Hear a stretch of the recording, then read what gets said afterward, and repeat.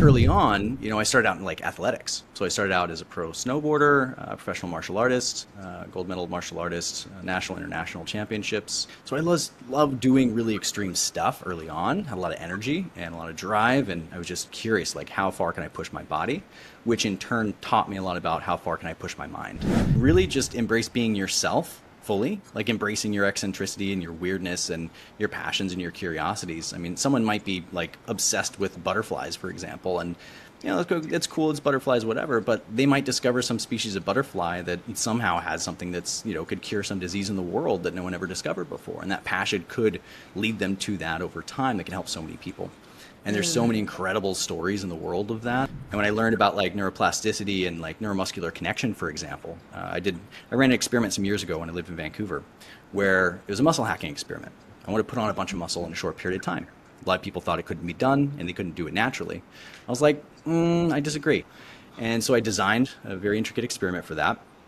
And I put on, a massive amount of muscle. I went from basically like 130-ish pounds lean, and I basically put on like 40 pounds of muscle in under 3 months. So the trim tab effect is really easy to understand.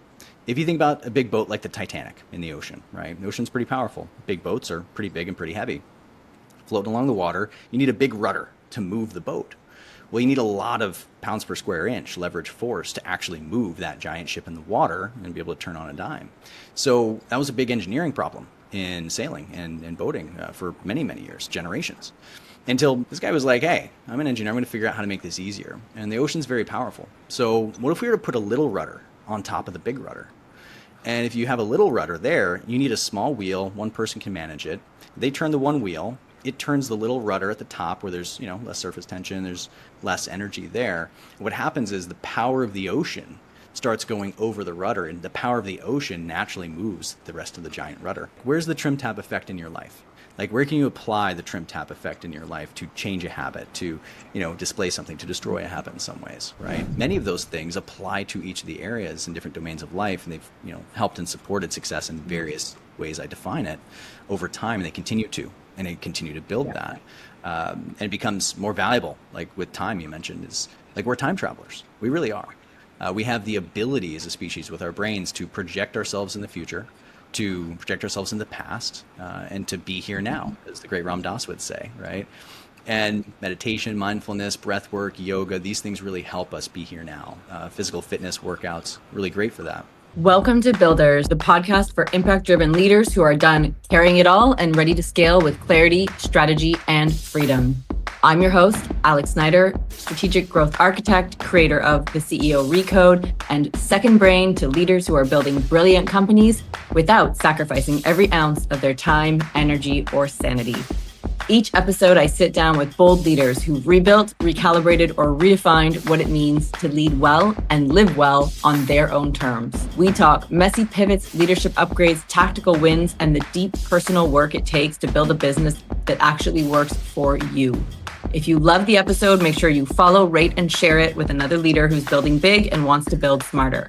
And if you're listening and thinking, damn, I need someone in the guts of my business with me, let's talk.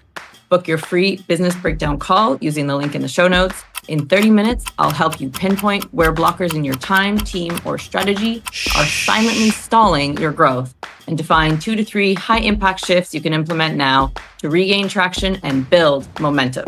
Now, let's dive in. Let's build it better. Well, and I think there's also that, like, again, the extremes, right? We say this in sports, like nobody becomes high-level athlete without being a bit crazy, right? Quote unquote crazy, right? Thinking differently, not fitting into the norm. Because if you fit the norm, then you would be normal. You wouldn't be this extraordinary performer in whatever, right? I say athletics, but I think the same billionaires too. I know a few of them. They are very far from normal in varying ways, all very different. They don't think the same way as normal people. They can be quite challenging to be around, frankly, sometimes. But there is a reason that they outperform, and it's because they think about things differently. And so whether that is being more open-minded, more closed-minded, like whatever it might be, I know some that in some ways I would call very closed-minded, which was very surprising because I'm like, I don't know any successful people that are so closed-minded about something, but it works for that person, right? And then I know other ones where I'm like, damn, that's a real open-minded approach, but it works for them. And so I think, I love what you're saying about that. Speaking of frameworks, I know that, I've heard you talk about a couple of different frameworks, and I think one of them was PMI framework, and then the other one was around not so much a framework, but humanized metrics, which you alluded to in the very early minutes of this conversation. How have you come to those? How have they played in? How do they drive your approach? Yeah, so PMI simply stands for positive measurable impact. The original inspiration came from some time I got invited. It's a long story, but the short version is I got invited to the world premiere of the second documentary in a series by a brilliant man named Ray Kurzweil. And, he invented the flatbed scanner and reading machine for the blind and Kurzweil Technologies, pianos, keyboards, the music industry. He's an inventor. He's a futurist. He's written some great books. He's into longevity and health. Google basically said, hey, we'll give you a whole bunch of, fun finances and resources and brilliant people to work with. And, he did some cool stuff and might still be doing with Google, to innovate and just create new solutions in different ways. And, being there is at Singularity University, which is a really cool thing that a friend of mine is a founder of. And in that, I'm hanging around seeing these people work on problems that we're not going to experience for 80 to 100 to 500 years. They were really projecting the future, right? You go through one level and they have a 3D printing lab, and this girl's at the thing. It's like printing stuff out. I was like, oh, what's that? And she's like, oh, I'm trying to create replicators where we can print, a machine that can print all of its own components to print itself, right? And it's like replicators from like sci-fi films. I'm like, whoa! And she's creating a 3-dimensional spine. She's like, yeah, and right now I'm just testing it out to create, spine to help with spinal surgeries. And I'm like, that's super cool, right? And on the walls, they have things like, what are the logistics and legalities of crimes in space, right? And it's like, what happens if this crime we have a law for on Earth happens in outer space at some point, if we're on the moon or on Mars or something, right? And so they were thinking bigger than, at the time, almost anyone I knew. And I know a lot of big, brilliant thinkers, thankfully. And these people were just some of the most brilliant people from around the world in their domains, all brought to one place at Singularity University to think about these problems ahead of time. So it's really cool to know that people are thinking about those things. And just being around them, I was so inspired about things. I'm like, they're all working towards making an impact in some way. It tends to be positive, and a lot of them have the concept of measuring them. So the whole concept of positive measurable impact was something inspired from there that I then took into my business. So at the time, it was Young and Raw. It was a health company. Started my health journey, transformed my health. Friends saw me from one event to another, like, wow, I lost 60 pounds. Obviously it's a visible difference from the last time they saw me. And they asked me how I did it. I had clearer skin, better focus, better control of my ADHD. I just improved and optimized in a lot of ways. I felt better, looked better, performed better. So like, how did you do that? They wanted to know. So I started sharing. And then more people asked. They got results, they shared it, it kind of rippled out.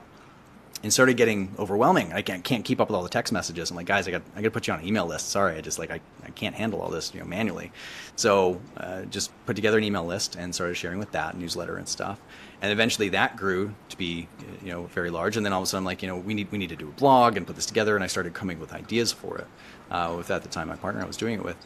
And so we get into it. I build a blog and put it together. And I was like, hey, maybe we can have people write for us. There's a lot of brilliant people out there.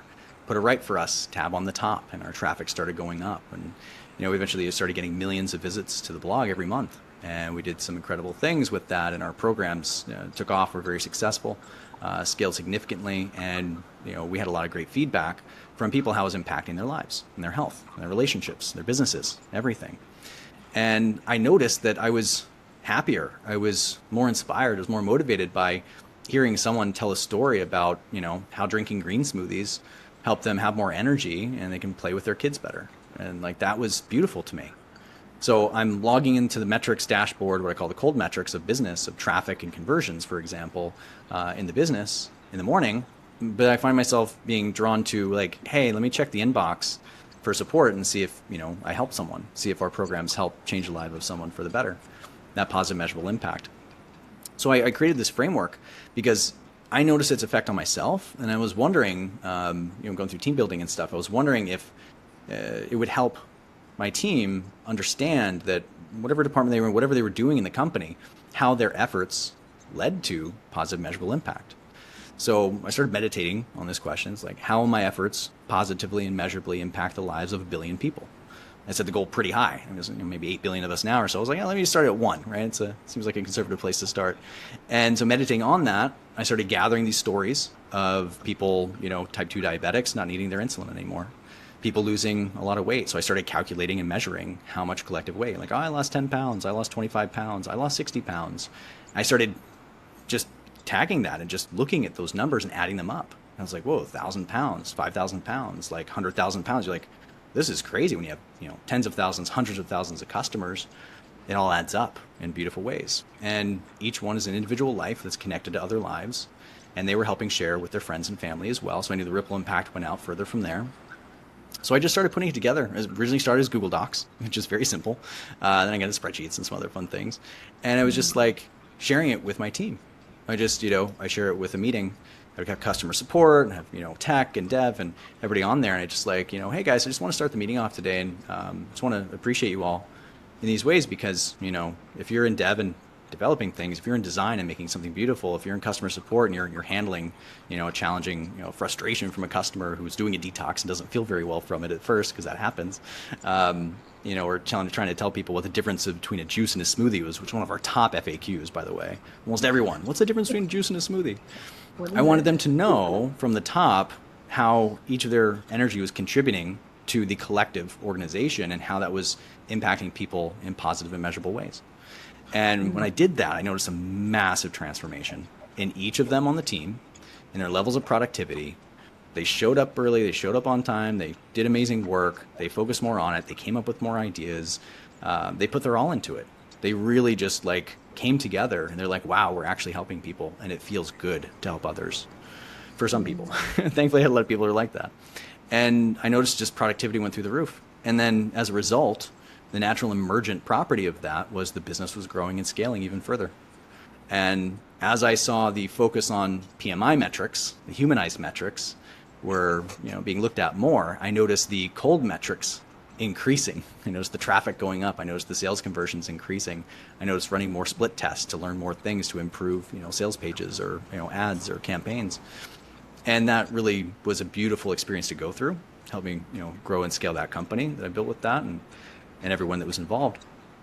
And then when I exited that company, I was like, I'm going to keep this framework. And then others asked me hey, can you teach this to me? Can you teach this to my team? So I was like, yeah, sure. So I just went and I started teaching it to others. And I found that almost every company, everything that anyone builds, you can actually somehow identify what your metrics are for that. How do you help others? How do you define success? A lot of people use money as a measuring stick. That's one metric. But, how many lives are you changing in some way? What problems are you solving? What value are you creating? And money is a byproduct of value creation. So it's a really helpful framework to understand and also motivate from a human level, from the heart. And not just from these metrics are looking good and we're hitting KPI and everything too, which a lot of people can get stuck in and burnt out on. And also I find similar to technology can stop the empathy centers of the brain. If you're looking at a screen or trolls on social media, whatever it might be, a lot of the psychology of that is because it's different when we're face to face versus when we're on a screen. And the same thing applies in business. If you're focused on more profitability at all costs, well, you start to cut corners. A lot of people do. Oh, we can cheapen out of that, we can save money here. Versus, how can we keep the highest quality thing here that might be expensive? What else can we do to get a net benefit result that is a higher compounding rate than giving up on the cutting of this cost, right? They're both important, but what are your core values? You got to identify your core values, understand your own integrity of yourself as a leader, of your team, the team members, and the organization as a whole. So that's really important. And that framework I've shared with many on stages and around the world. I've been on podcasts about it and stuff too. And it's beautiful when people choose to implement that in some way, shape, or form. Typically results pretty beautiful, profound, and it helps them help others at scale, which I love. I love that. And I think you're referring to how you help use humanized metrics, but it's also cascading KPIs, right? It's what's the mission of the company and how do I understand what my widget contributes to that, which I am a very, very big fan of, but you have put it more beautifully and eloquently. But you've also really alluded to what drives you as well, right? And I like to talk about wealthy leadership, which is just my branded version of success on your terms. And you've kind of brought this up in a few of the things that you've been talking about. Really, there is like a societal program, and there are a lot of boxes you can tick, and you can do those.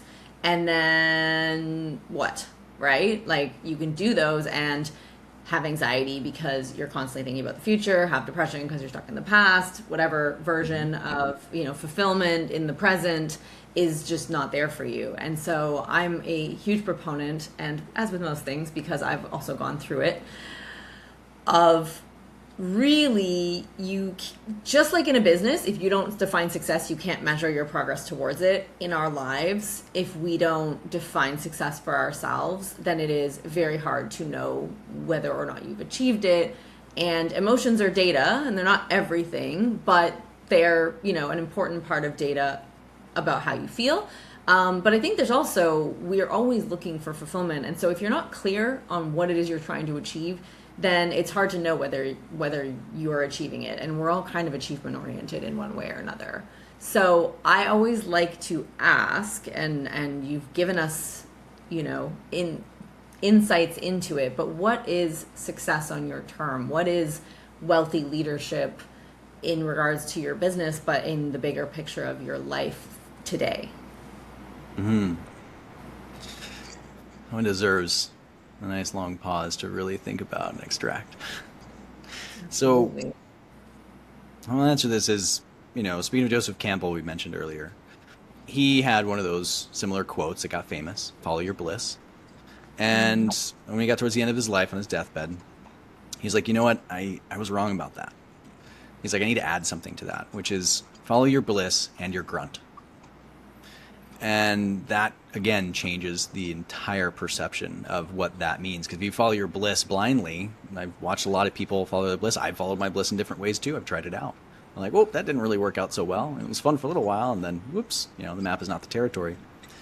And understanding, like, how to define success for oneself, like, in terms of, climbing a mountain, for example. It's about the journey, not the destination. Well, sometimes it's about the destination. You've got to set a destination to go to. I want to climb this peak, right? And you go there.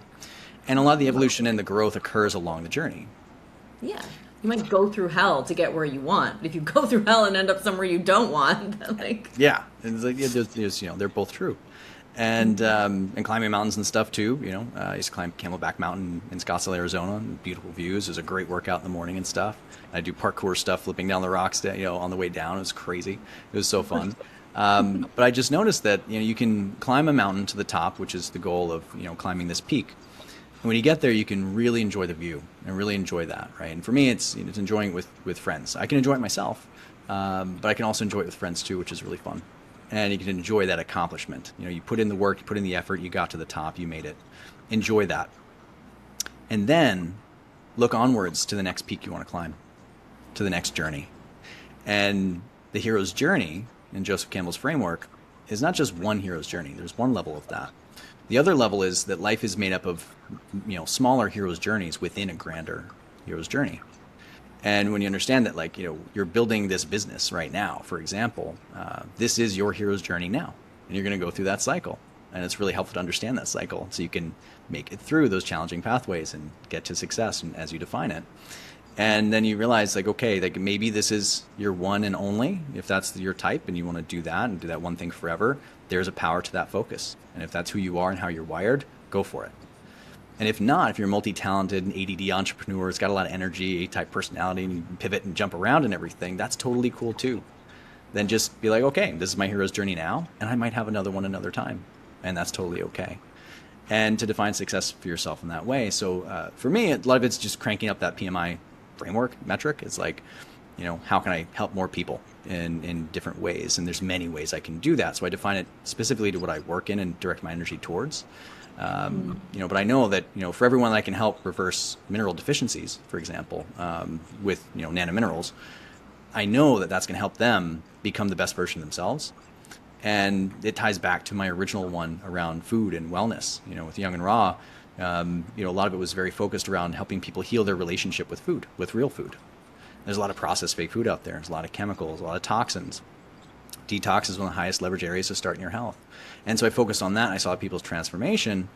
And I just looked at that and be like, okay, well, the more people I help heal their relationship with food, to love it more, to appreciate it, to be less stressed about it. And, if you have a croissant for breakfast in the morning, like we were talking about earlier, don't beat yourself up over it, because the cortisol spike from beating yourself up is going to be worse for you than just enjoying fully and presently that croissant, right? So again, it's the common pattern that arises throughout my personal journey, and I think everyone has their own version of this. As we say in Spanish, lo mismo pero diferente, same but different, right? And in that dynamic, I'm like, okay, wow.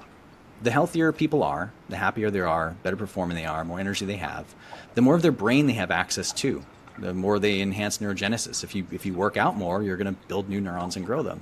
If you take lion's mane supplement, it's going to help with neurogenesis, right? You get some BDNF, growth factors in there. You're going to grow some new neurons and wire your brain up. If you develop new skills, you do hard things. That's how we grow, right? The act of building muscle is tearing down what you have and destroying it, and then giving yourself the time and the minerals and the nutrients to rebuild it to be stronger. That's the evolutionary way. And so you can embrace that dynamic, you can be successful at anything you put your mind to. And like someone, Alex Hormozy, for example, shout out to Alex, he's incredible, him and Layla, they really help popularize something very brilliant and wise, which I love to give them credit for, which is, reps beat luck 100% of the time. And it's true, physiologically, first principles. If you just keep at it, you keep going through it, you do more tests, you send more emails, you build more technology, you squash more bugs, whatever it might be, just keep at it, right? New health trends, you try new things. Eventually you'll pick up little things here and there. You'll pick up the gold nuggets, the tidbits along the way that you'll add up into your own custom framework. And a core part of my operating system growing up in martial arts, I was obsessed with Bruce Lee. And he has the, Jeet Kune Do is his form of martial arts. And there's a book called The Tao of Jeet Kune Do. And I just, as a kid in martial arts, loving his movies and everything, this always stuck with me as part of my core operating system, which is, take the best, leave the rest, and add what is uniquely your own. And that applied to business, health, relationships, whatever it might be, whatever you're building. Are you building muscle? Are you building a team? Are you building AI? Are you building an app? Are you building a bridge? Are you building a house? Are you building a plane? Are you building a jet ski? It doesn't matter what you're building. You can apply it there, right? The difference and distinction between process and content. So you build those things, you define that success, what lights you up and what helps you get where you want to go. And as the world changes, how do you keep up with that over time? Ideally, stay human as the technology advances, because it conflicts sometimes. If you can stay true to who you are and understand and embrace that, regardless of what other people think in a lot of ways, you can accomplish building incredible things that eventually could change the world. And for you, I'm curious, you've talked about kind of, I think, what drives you, which I love and absolutely resonate with, right? I always say impact gets me out of bed in the morning. What is kind of most important to you, maybe personally? Because it's like personally, professionally, maybe it's the same thing. Has that changed in terms of like maybe trade-offs that you're willing to make, not willing to make, Hugely. Hugely, yeah. Massive changes all throughout like the entire, hero's journey of my own life of sorts. Super extroverted, I'm technically an extrovert, right? I've become a little bit more introverted over the years. I enjoy spending more time in my own energy. I love my friends. I love time out. I love, going to events and shows and traveling the world, all these great things. And I also really love my time to myself. And it could be in nature, it could be playing piano, I could be studying Spanish, I could be playing chess, I could be reading a book, I could just be meditating, relaxing, I could take a nap. I really enjoy those things. So it's those things, doing more of those things are sort of metrics of how I identify success at a personal level, right? In business, you have metrics of business, profitability, revenue, sales, customers, orders, whatever you want to put those metrics into. I have a whole set of those that I work with as well. How many people we help, and there's another part of that too in the PMI framework. And just like there's this grand mystery of life. I'm so curious. I want to know all the things I can possibly know. But I want to live a beautiful life as I define it, as I said it, which changes over time. And managing my energy, going into like routine sets you free, for example, is a weird thing for me. That growing up, I hated routine. And as I get older, I'm like, wow, routine does really set you free in some ways, because when I wake up early and I go to yoga, it transforms my entire day. When I don't, I notice the difference. When I wake up and I meditate first thing in the morning, it transforms my whole day. When I don't, I notice. I notice the difference, the contrast. And doing more of the things that feel good, not being too strict or militant, because I was for a very long time, food-wise, for example, which had great benefits, but took a mental, psychological toll on me, and you go through it. It's like, let it all go and just like have some fun.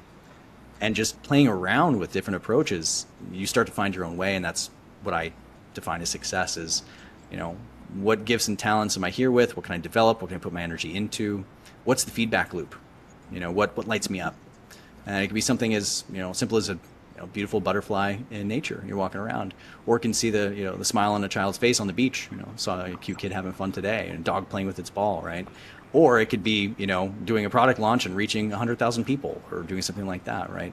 I have many different ways to define it, but they're for me. So when I do that, manage my energy, how do I show up in my daily life, in my relationships, my romantic relationship, my family relationship, my friends' relationships, my team, leading my team and my business, working with clients, consulting, coaching, whatever it might be. How am I learning and growing while I help others to learn and grow that are choosing to be on that path themselves, and being okay with others who are on a different path that maybe they're choosing something else. Again, surrendering to that flow feels a lot better. More flow states. Again, less friction, more flow. Do you think, is that the secret to squeezing the best juice out of life? It's a secret I stumbled upon that's working pretty well so far. And I'm curious, I think there's more secrets that are, unknown. Maybe some others, I've learned some others too. I'm looking forward to learn those as well. It's always being a student, always learning, always growing. I know you can accomplish more. And at the same time, how can you accomplish it feeling satisfied? Feeling fulfilled. And I have my own ways to define that. And I encourage you to identify those for yourself too. Would you share how you define that? Can you? Yeah. Clarify that. Ask the question again. So you said defining satisfaction and fulfillment, and you have ways that you define that for yourself. And I'm wondering, and then you said kind of encouraging people to do that. But I think for a lot of people, that's a nebulous topic. It can be. Yeah. Thank you for clarifying it. So, as a generator in human design, there's a not self theme and like a true self theme, right? A signature. You have a strategy. And as a generator, strategy is to respond. And it could be to anything. It could be the birds chirping, the butterfly flying, the cute kid smiling on the beach, playing around, the dog chasing the ball, noise in the environment, your own internal structure, your gut making a funny sound, and maybe it means you're hungry. So there's many ways to respond. So learning to respond and to act in response has been really helpful. But to go through and realize like what lights me up, what triggers the happy chemicals in my brain, right? Like what gives me some dopamine, some serotonin, some oxytocin, what gets me that anandamide boost, the bliss molecule, which is a critical part of flow states, for example. And I find it in different ways. In sports, you can tap into it naturally because the environment, shapes that in a lot of ways. But in life, it's like, how do I feel? How am I showing up? Right? So I tap into my energy and how am I responding in different ways like that. And understanding the distinction between the not self theme for generators is frustration. Huge game changer for me. So when I discovered that, I realized that people would ask me, they'd be like, are you okay? Are you angry? Or I'm like, no, I'm not angry at all. I'm focused or something, right? Is that I get frustrated. But it's an interesting feedback loop because, systems thinking and being solutions oriented, I get a lot of satisfaction out of resolving the frustration. So if I'm frustrated with a challenge, I'm going through and I'm trying to figure out a way to go over, under, around, or through, or create some new way to bridge the gap to get from frustration to satisfaction. And so whether it's a small thing or a big thing or a medium-sized thing in business, for example, doesn't matter what it might be, if I get frustrated with it, I know I'm on the right track and it leads to satisfaction. So I find ways to be satisfied. If I'm eating food, how can I eat food that aligns with not having a lot of allergens, not having a lot of toxicity, still delicious, right? That for my palate and my nervous system, my brain, triggers a lot of happy chemicals. And I feel very satisfied with my meal. I digest better, I feel better, I get more energy out of my food, I sleep better, right? A funny one from last night, currently as we record this, it is the Geminid meteor shower. And around 11 p.m. Eastern time, you can see this really beautiful cosmic show in the sky. And I just went out to the golf course across from my place and I just stood under the stars for hours, just staring up, to the point where my neck got sore. It was like, oh, do a lot of yoga, but still craning up your neck like that, laying down, like seeing it all and seeing all these beautiful shooting stars. That brought me so much satisfaction. I felt so much gratitude. I felt so much appreciation. It's like, wow, this is beautiful, right? So zooming out, zooming in, from macro to micro, the fractal nature of nature. So seeing these patterns and tapping into, recognizing the synchronicities, I get little hits of dopamine, little hits of bliss, so to speak. And it tends to lead me in some beautiful ways. And then sometimes I want to go a different direction. Sometimes it works out, sometimes it doesn't. But as long as I keep going, keep playing the game, and I identify and be okay with the cycle of frustration to satisfaction, the more I play with that, the more satisfied I become day in, day out through whatever it is I'm applying my energy to. That's a really helpful breakdown. And I really love how much the back and forth we're doing between kind of science and human design and things, because I know for me, as someone who came from math and really overly pragmatic, frankly, when I learned that my not self theme is bitterness, right? And so for anyone who's listening who doesn't know human design, which I didn't until a few years ago, more now that I'm realizing time flies. Your not self theme is the concept that you kind of have a design, a way you move through the world, like the strategy, right? So as a projector, I need to be invited. I haven't gone out and looked for jobs that much. Things come up and then it really works. And then if I have to really force something, it doesn't usually work out super well. So when you're not kind of living in your design, you're not self-theme, for me, it's bitterness. And when I learned, and frankly, it wasn't even when I learned it. I learned it a long time ago, and then I just moved on with my life. But That's cool. Next. Yeah. Okay. Thanks, woo-woo person. Nice coffee. See you never. Sorry. So when I relearned it and started to take stock of life through this one of many lenses that I use to look at my life, and very recently there was something where I thought, wow, I've gone through this really big year. I've gone through a lot. My life is really great. I've left a lot of things behind. I've understood a lot of things. And then I realized there's this one thing in my life, and I'm just real bitter about it when it comes up, when I have to work on it, when I got to deal with it, I get really bitter. And I was like, oh, and I didn't realize it right away. I was like, oh, this is the only thing in my life I complain about. It's got to go. I got to resolve it, right?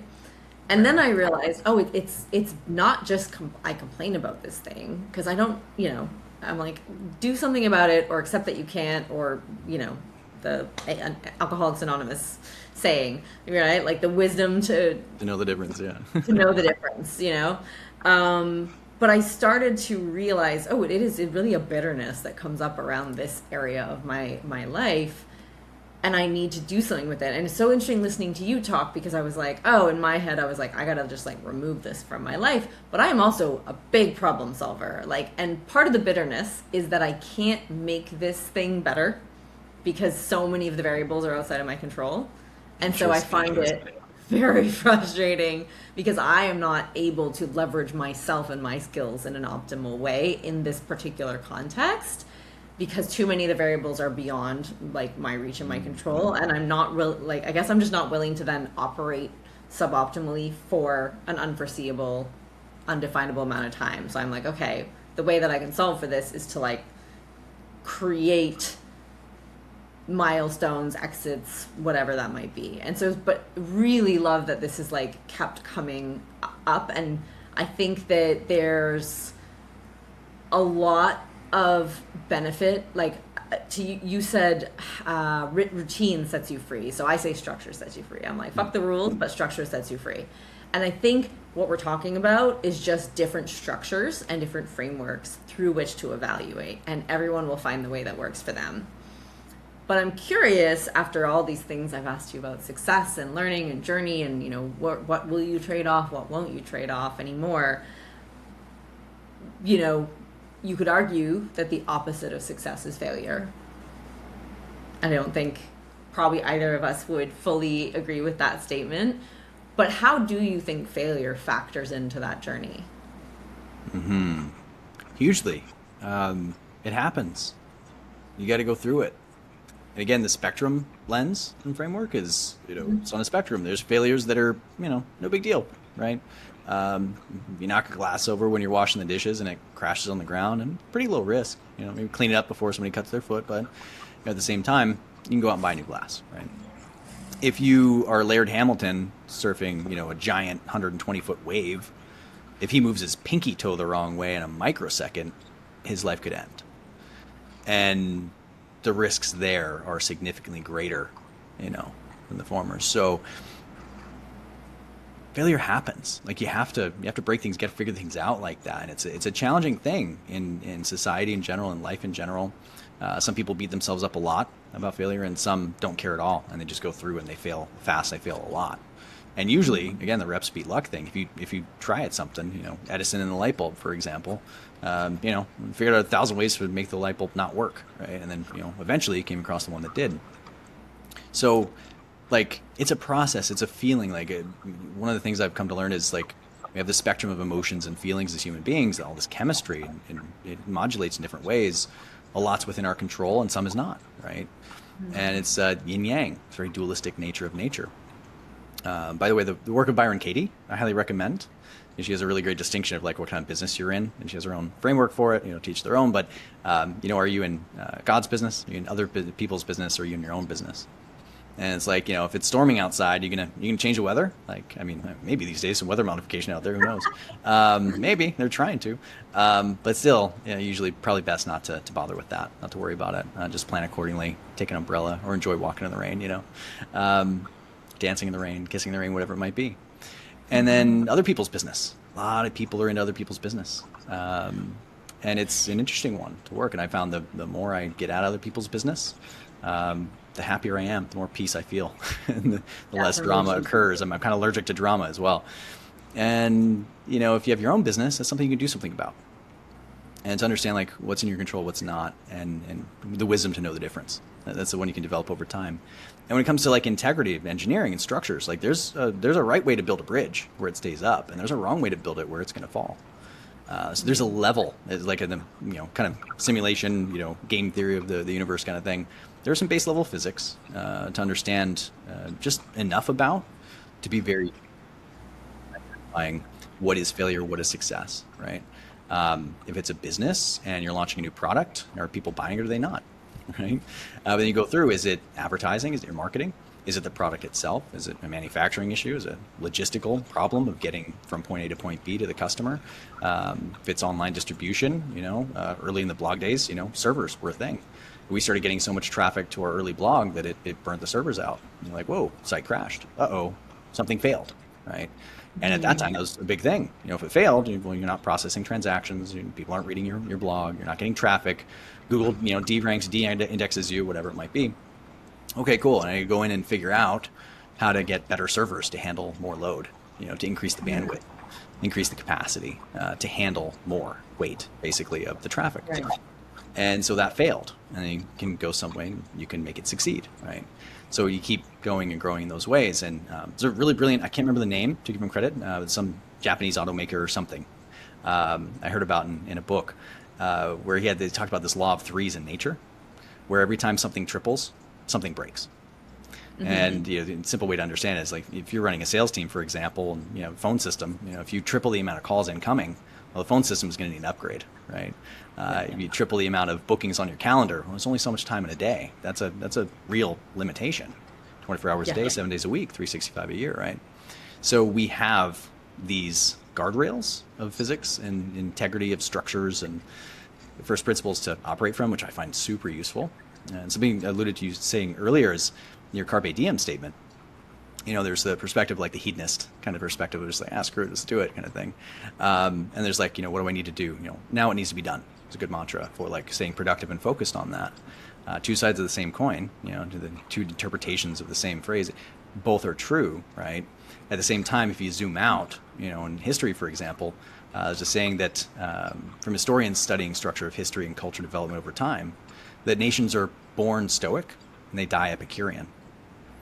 And I found that to be a very interesting high-level overview of like, wow, how am I operating at that, zooming in to my own life?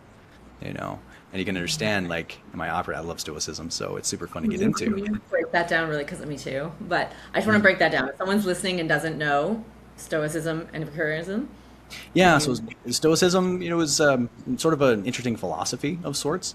Marcus Aurelius is one of the more well-known names in that. Is very one of the most powerful people on planet Earth at the time he was ruling. And when you read his notes, it's literally like his notes from his notebooks, translated over time. He would do very interesting things, and one that always stuck out to me, excuse me, was he would go out into his kingdom. He would go out into the streets, and he would wear rags, and he would eat the scantest of fare, and he would be amongst the people that he was responsible for. To remind him, he's like, why am I doing what I'm doing? Like, I have all these people in my court that are telling me I need to send my troops over here to take over this land. Why? Is it important? How's it going to help these people? How is it to live this way? To feel hunger, to feel pain, right? To feel struggle, to feel resistance. And I found that an incredible level of awareness for someone back in that time. And it's, again, spanning through the history of time, there's always someone somewhere that's thinking differently. And clearly, how he was thinking differently led to some very interesting historical outcomes in those ways. Alexander the Great, same way.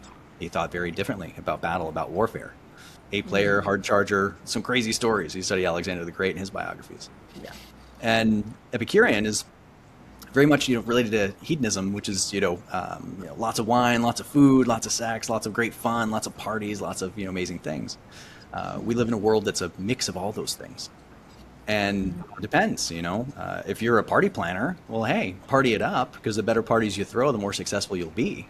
Failure is nobody showing up to your party in that case, right? But if you're someone who's going to a lot of parties and you're not getting your work done, or you're not building something that you want to build for some deeper reasons that you can explore if you like, where are you putting your energy, your time, and your focus, right? If you're staying out late at night and you're not getting great sleep, how are you performing the next day? Because that all adds up and compounds over time, right? And so then you talk about the trade-offs. You trade off certain things. I love going out to dinner with my friends. I absolutely love great food. I'm a crazy foodie. Love being with my friends and with my community. Your vibe attracts your tribe, and I have thankfully, some incredible high vibe people in my life, such as yourself. Appreciate you greatly. And being able to go out to have dinners is wonderful. I was out with one of my best friends having sushi the other night, and it was great. But we went out at a time where we were enjoying some delicious sushi, but we couldn't make it back to the sauna in time. So that was a trade-off, And if I'm going through the nice and sauna detox protocol, right, we do the sauna quite often. But some nights, I want to go enjoy having dinner with a friend, hearing about his day, his experience, what he's going through, his business and his personal life, whatever it might be, and connecting at that human level. That really fills me up. It's very fulfilling in that way. If I do that every single night, well, I'm not going to the sauna, I'm not getting good sleep, which leads into yoga, not going to yoga, or not meditating. Again, there's always the trade-offs. And I find when I focus on, self-care in a lot of ways, path of self-mastery, I find that I do better day to day, and I'm able to have more energy to help more people. And that fills me up and fuels me. For others, they have different motivational styles. So again, no judgment. It's just more like, who are you? Why do you do what you do?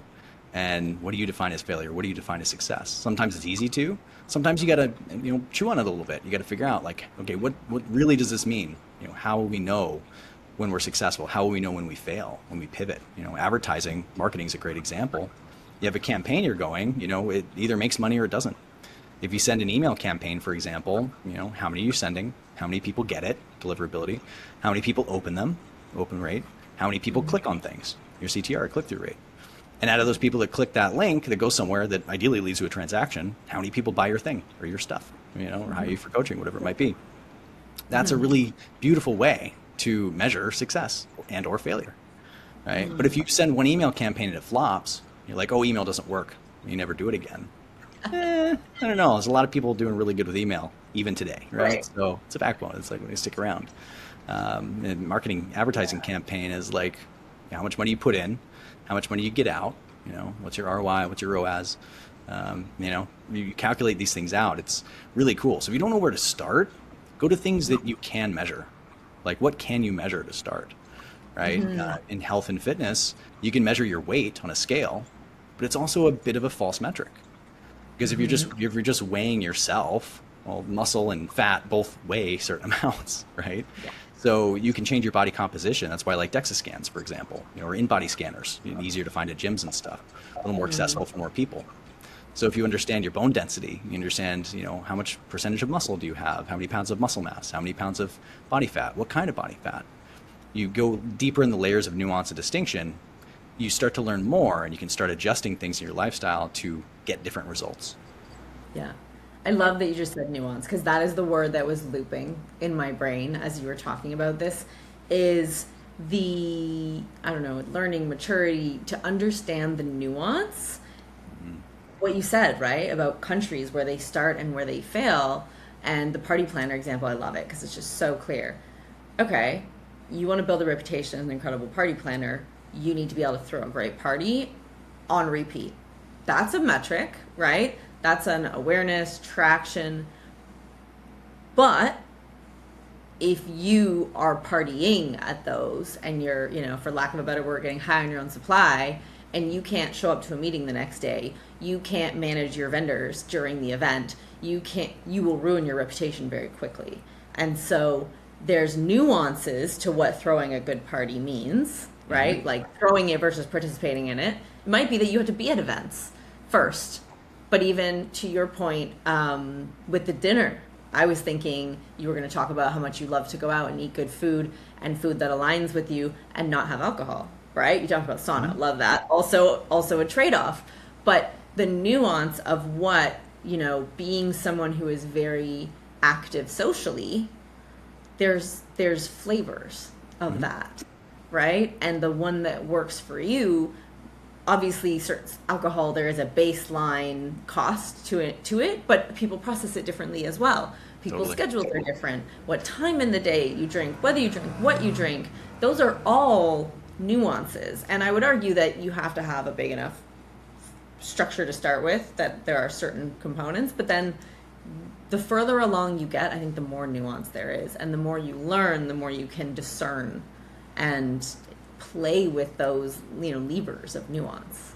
Yeah, you develop a skill set. You identify other patterns, you see other things, and you start seeing new perspectives and new angles. Right? Yeah. Like, Ken Wilber, for example, brilliant dude. Check out his books for sure. He leans on some spiral dynamics and a lot of other cool theories. But one of the cool things that stuck out about his work to me was that, his definition of enlightenment, for example.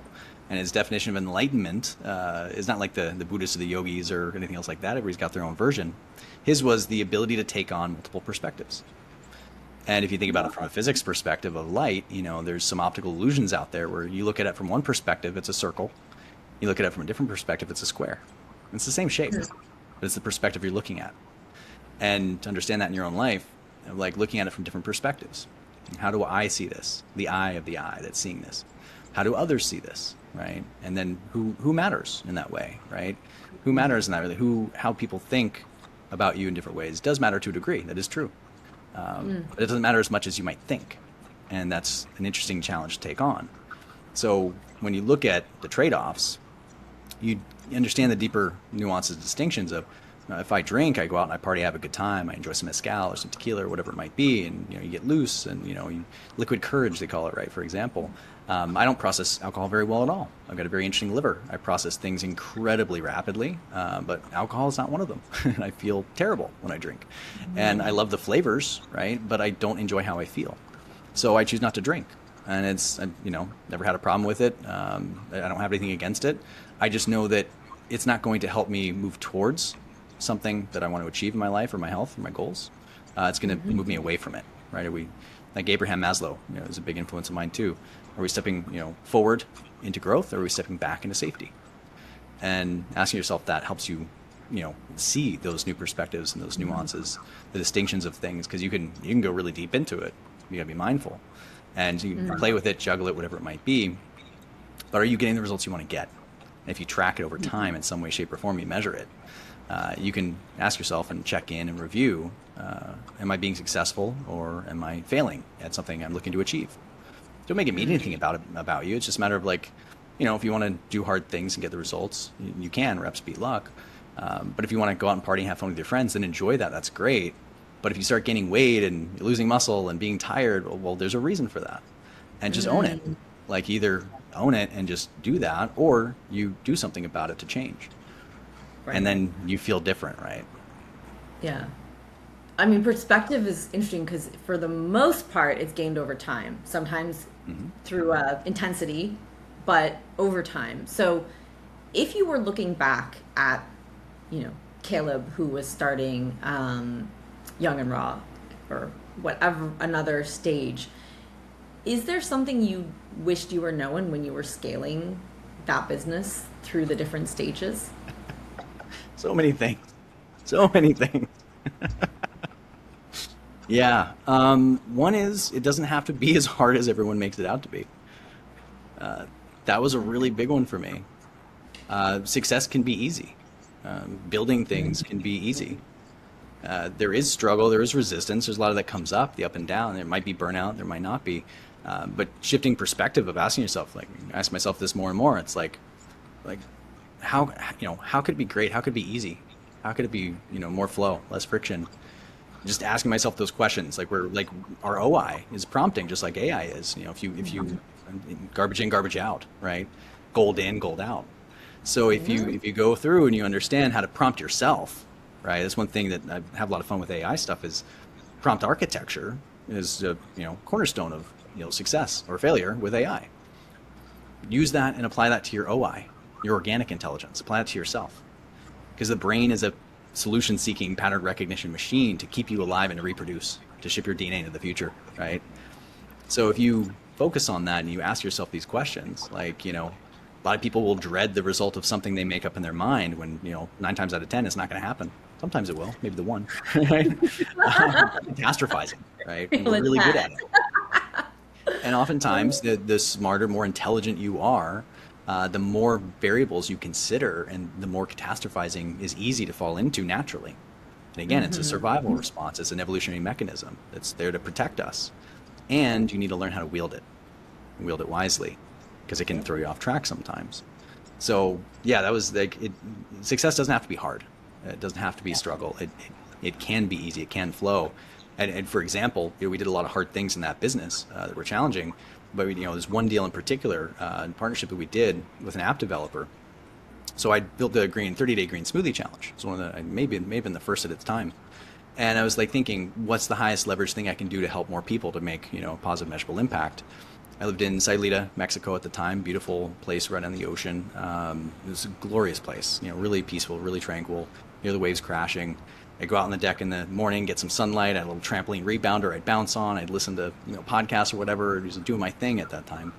And I'd go and I'd make a green smoothie. And so I'm thinking, okay, the next program we can make to help more people. I was like, what's the highest leverage thing I can do? And a concept from one of my original mentors I worked with, Evan Pagan, back in the day, a brilliant dude, highly recommend his stuff. He has this concept of moving the free line. And he was like, if I can sell this program, to teach people this thing, for him, he had a large dating business. He created a dating advice niche for men, for example. Went on to create a whole lot of other good things too. But he was like, I'm selling this thing for a certain amount of money, and I'm helping so many people. It's like, what if I give that away for free? And everybody in the marketing world was like, well, dude, you're crazy. You're not going to make any money. He's like, well, that's not the point. And so what he did was he took one of his best programs and he decided to give it away for free. Interesting thing happened. He thought, okay, well, if I give my best thing away, what else do I got? There's a counterintuitive switch that happened where when he gave that best thing away for free, he naturally started coming up with greater things that he could sell for more. And so the whole concept of moving the free line, I was like, how can I apply this here in my business for this that I learned from him? And green smoothies came to it. I was like, well, it's pretty simple. Let me build something. So long story short, I built a 30-day email sequence, one email a day for 30 days. And I was using the challenge psychology framework. I was learning in habits and changing things, motivational psychology. I'm like, okay, I'm going to do a 30-day green smoothie challenge. So I put it together and, I was like, I'm just going to offer it for free.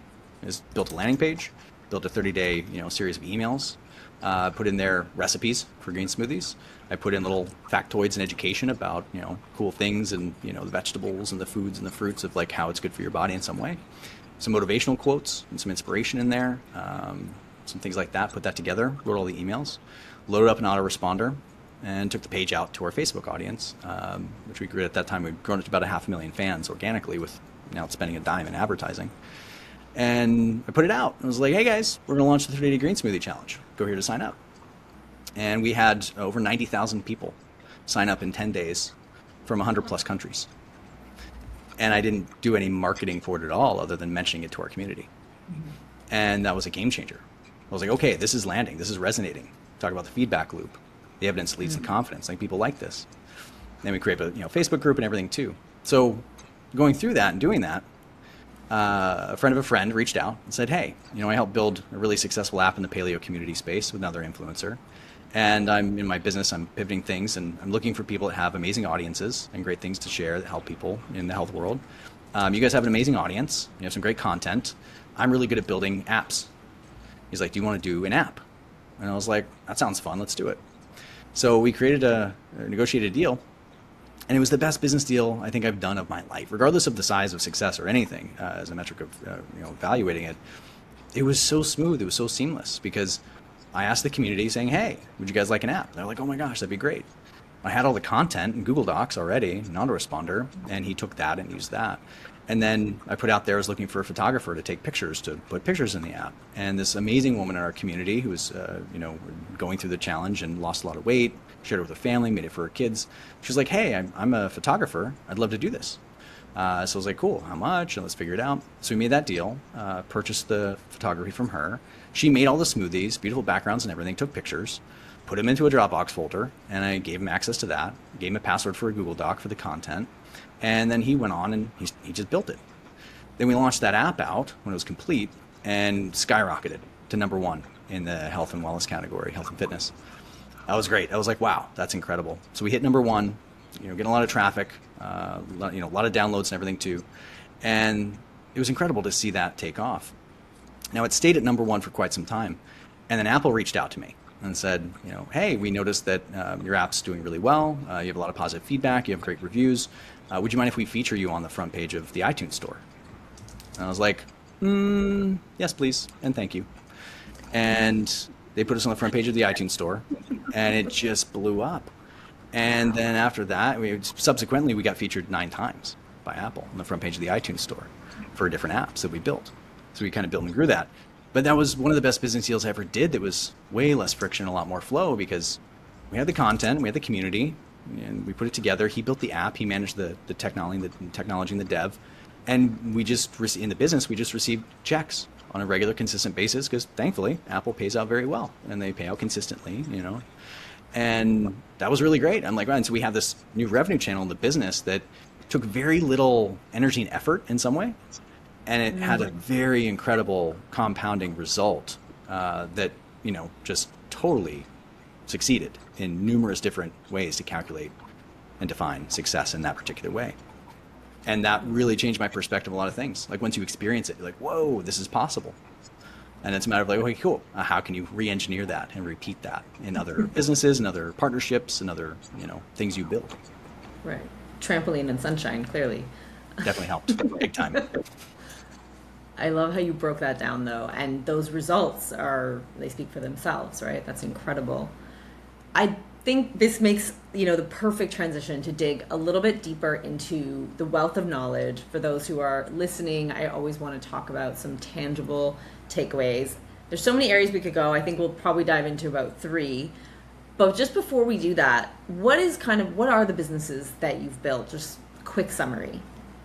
Oh, quick summary. You want to start way back in time with the lemonade stand and the sage business? Or? Absolutely. Yeah, no. Those are fun ones. Yeah, and I can talk about it in, like, there's some that you build on your own, and many times you build them with others. You could be the founder or a co-founder in some way. You could be a partner. You can be a consultant. You can work in different capacities, help grow and scale in different ways. So my journey's been a mix of things. I've built things on my own, scaled, exited them successfully, and I think I've helped a lot more in terms of working with others who have built something already and they want to get it to the next level. Seems to be a pattern I've noticed of a lot of my skill sets when I lend my energy to a business. I can help them scale. So I can help them reduce the friction points, increase the flow, and help them internally and externally. Internal team communication, systems, structures, AI, things like that nowadays, as well as external, like marketing and psychology and reaching more people, generating more traffic, more leads, more sales, whatever it might be. Improving conversion rates and such too. So it's cool because those skill sets are very transferable. So So yeah, lemonade stand, sage business. I worked at a bike shop and a snowboard shop, and I designed it and helped the layout of the floor and everything, and did a lot of fun stuff there. And I was passionate about that. And built a business around snowboarding, be a professional snowboarder, and that was fun. It was a lot of good times. Went on to build a health center in Arizona, martial arts school and health center, and went on to go through a series of ups and downs to then get into building, for example, with my roommate at the time, we built the Apple Cash Flow Club, which was a cash flow game, Robert Kiyosaki's game in Arizona. And eventually we ran the game out of Robert's offices. He called us up and actually invited us to his renovated office to run the game out of there because we grew the meetup group of the game so significantly. People loved it. Great networking. Met a lot of people there. I met a mentor of mine early on. She was wonderful, and she brought me and a few friends over to learn about affiliate marketing. And so I built an affiliate marketing business. That was early on. And that was like my first internet money. That was like the first time I clackety clack on the keyboard late at night, and then a week later a check showed up in the mail, and I took it to the bank and cashed it, and I was like, whoa, this is real. I opened my eyes to see the light of that as a possibility, to live remotely, be a nomad, travel, live a fun lifestyle, and what I kind of define as my epic lifestyle, which stands for extraordinary, productive, inspired, and conscious. And I was just like, okay, how do I do more of this? Then I got into a CRM technology at the time, and I was part of their first certified marketing automation coach trainings, first one they ever did. And I went on to bring in some other big names to that system to migrate their company to those systems and help them grow and scale in those ways, which led to me meeting Evan, for example. And he hired me on as an affiliate manager. I was trained by one of his top guys there, and I was the guy that was putting together deals and webinars and different product launches, chasing down influencers to get them checks when they were traveling in the middle of Japan, for example, or whatever. We had a lot of fun building that, and that grew to like 20 million plus at that time. We had like 90 virtual employees and live in-person events with hundreds and sometimes thousands of people. So it was really incredible to go through all that, learn a ton. And then I went on to how can I apply this to other things? So I got into consulting. It was like just an easy pathway. I'm like, it's a cool vehicle. Coaching, consulting is a really fun vehicle. If you don't know what you want to do yet, it's a great way to experiment and play. And I was like, how can I work with companies to grow them, help them scale? And I like to focus on companies that were making a positive, measurable impact, right? So I'd meet some people, like, oh, I might be able to help you with that. Strike up a deal, go through the process and everything, then get into it, and then help them make some changes here and there, and then boom, you see the results, and it scaled. And so helping people make more money was fun and satisfying for a while. And then that's when my transition to the health space kind of showed up in my personal life and then professional. And I went on to build Young and Raw, for example, and then that was its own beautiful journey.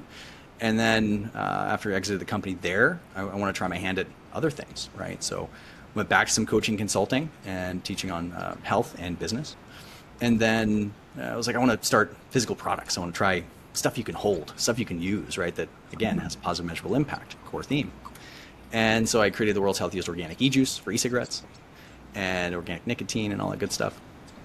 And it was a great nootropic. I was like obsessed with the molecule. I'm like, this is a really healthy molecule that's just been misunderstood. I identified with it in some ways as a misunderstood entrepreneur and multi-talented, passionate person. So that was a lot of fun and a great David versus Goliath kind of company to build. And I also built a rapid absorption formulation for CBD, which originally was inspired by my mom. She dealt with some chronic back injury pain consistently, and CBD kind of helped a little bit here and there, but nothing really worked too long. And I was like, there's got to be a better way. I was frustrated with that, and which led to the satisfaction of figuring out a way to make it absorb faster. Absorption really matters, and how to make it last longer. Extend the half-life of it. And so I launched that company, and so I was running those around same kind of timeline, similar timeline. Vape company first, then soon after the CBD company. Then the whole world shut down and supply chains got kind of backed up, and it became really crazy to get the best ingredients from around the world all to manufacturing to actually produce and sell at scale. And the costs inverted. It just became too expensive. I couldn't justify a market price to increase the price. So when it don't make dollars, then it don't make sense. So I was just like, okay, math's inverted. I gotta shut those down. So those were at the time perceived failures, but again, good pivot points. So I wound those down, and I was like, okay, what next? And so I shifted more to my passion of health, and that's when I started my holistic biohacking coaching and consulting. And it's high ticket offer, and I worked with some incredible people, just like you know uh, the difference of a second in a competition means the difference between gold or not gold, first place or not first place, right? And for athletes, that's a really big deal. Um, Living in Vancouver for a while, I got to meet a lot of wonderful people in the film industry and connect with them and some of the superhero actors and actresses in TV and movies that a lot of people would recognize. And they have a really grueling schedule. They have to do shoots overnight and in the cold and the rain. They got to remember their lines and wear tight clothes and fly on cables and be around explosions and all these things. And I worked out with some of them. So where I lived at the time, I worked out with Superman in Smallville. Um, he was my neighbor, and that was really great. A lot of my friends who were ladies loved coming over to hang out and work out with me when he was in the gym, which is hilarious. But through that, I got to connect with some of those people. And at the gym when I was doing the muscle hacking experiment, some others from some other TV shows were there too. And they'd struggle with certain things. I was like, hey, if you tweak your technique with this or whatever, and they're like, hey, we're seeing you progress. They're like, how are you doing this? Are you on steroids or something? I'm like, no, it's all natural. Taught them some of the biohacking elements there, and then got into nootropics and taught them how they can use certain substances that are natural that can help them with memory retention and recall. So for lines and for emoting and for a lot of other aspects, it really helped change the game. How do you manage your energy in a high stress environment, in a very intensive workload? So I coach a lot of them. No, it's not What's the that? answer. Not just more caffeine. No, not with caffeine. It can help sometimes, but you got to be mindful with it. So 'cause it blocks the receptors that tell you that you're tired. That's how it works. And that it's giving you energy. It's just helping you think that you're not tired, right? So which can lead to burnout. So, and I love caffeine, by the way. I love stimulants. But through that was the high ticket coaching practice where worked with CEOs, celebrities, founders, entrepreneurs, a few Olympians, pro athletes, a lot of people in the acting world. Built that company, was doing that for a good amount of time, which was super fun, but this is before AI. And so I did it all manually, lab work and genetic interpretation and methylation and, blood test results and hormone test results and on and on. There's a lot that goes into it, very time consuming, very high value, but very low scale. And so after that, I started pivoting into how can I help other brands grow, like e-com style supplements, technologies, and just use my skill set to help them grow and do that. So I pivoted more into that space. I did a few other companies in there. I scaled some multi-seven-figure coaching practices in the meantime too, which was really fun, taking on some challenges. Can you apply these skill sets in an area that you don't really care about or are passionate about? I'm like, well, it's art and science. And so, yeah, we can. So I took on some dares and built some high-ticket companies that way, remote sales teams, things like that. And then, that was fun to do, but then I was like, I want to go back to my passion, helping people, positive, measurable impact. And in that, led to where I'm now, which is part AI consulting and growth on one side, upgraded formulas, nanomineral technology supplements we have, and just helping people get to mineral sufficiency and test, don't guess. We have a hair test that you can understand your minerals, where you have too much of, not enough of, and how to optimize that. And it's super fun, super fulfilling. I love the team. I love my business partner. We have a lot of good times, and we're growing and scaling successfully, and we're helping a lot of people. So very passionate about that. And then, I've got a few other things I'm playing around with, of like, what could be next in some way. I always got to keep myself busy. I got a lot more to give. So I'm going to keep on this path and keep growing and scaling myself personally and in business, building professionally as well.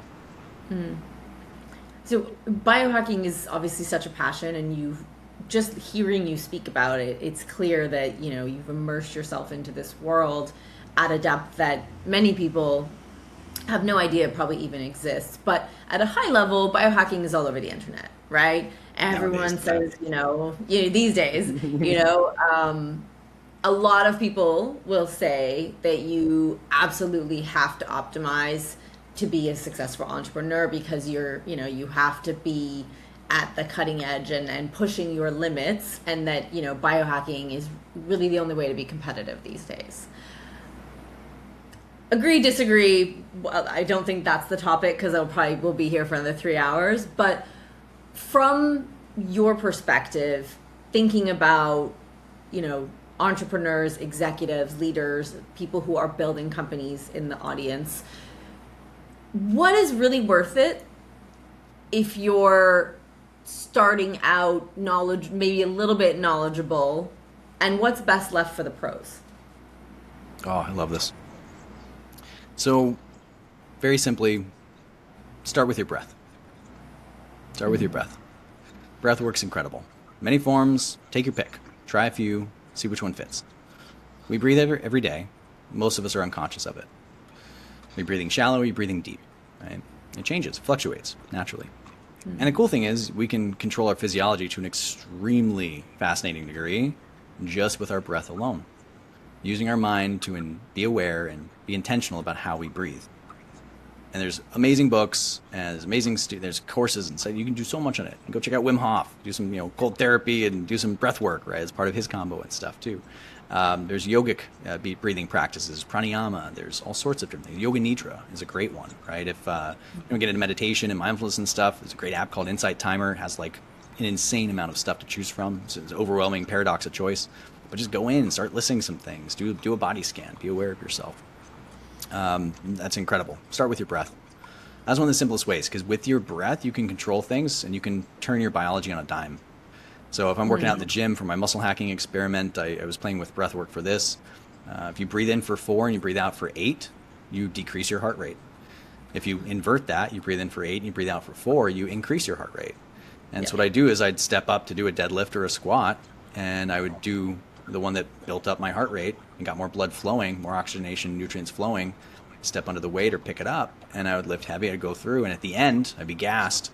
I'd step back from that, after the set, and I'd flip that breathing, and I'd start to reduce my heart rate and calm myself down. And that recovery between just was a game changer for my ability to build strength and hit new records and hypertrophic muscle growth and everything too. So if you're dealing with anxiety, you're dealing with depression, if you're tired, if you got a high cortisol level, if you're burnt out, if you got mineral deficiencies or allergies or any number of things, you're going to breathe anyway. So why don't you breathe right? Why don't you breathe in a way that changes your biology, in a way that's supportive of what you're trying to accomplish, or changing your state? And the escalation biology of conflict and confrontation is a really interesting subject. And the cool thing is, if you just pause and you breathe, you can actually shift that chemistry fairly quickly.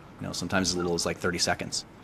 So if you understand that, whether it's a fight with your partner or your family, or being tired and overwhelmed if you have a kid, and it's a lot to be a parent, right? Taking literally moments to get control of your breath and wield your biology wisely.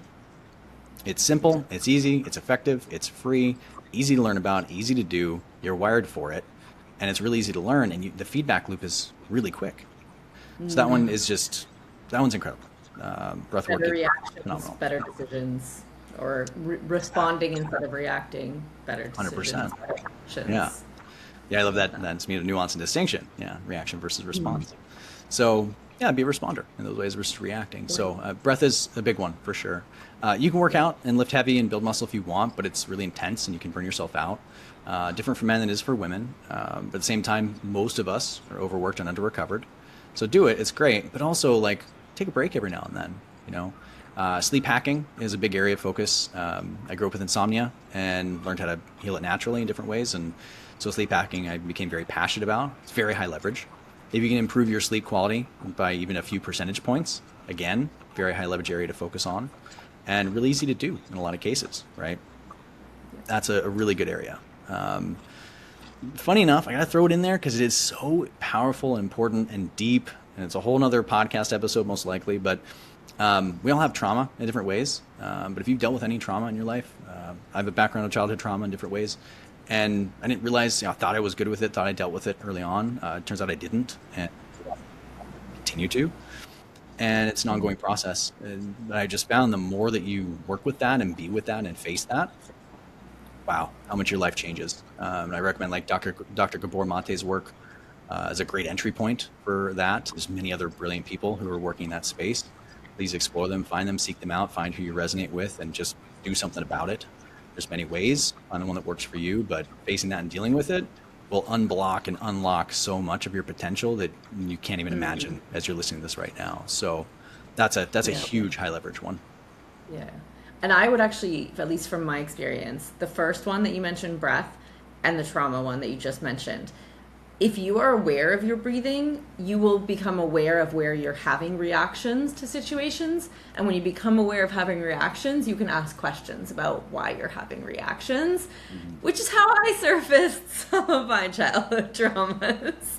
And then proceeded over quite a long time to address them and make some very meaningful changes in my life. But it's very interesting. And I mean, sleep ties into all of that. Yoga nidra, sleep. I also had insomnia. I also had just poor sleep habits and hygiene from athletics that required me to get up at 3 and 4 a.m. certain days, consulting and travel that, 18 plus hour days, all that kind of thing. So, yeah, I mean, I cannot possibly agree more strongly with those first three.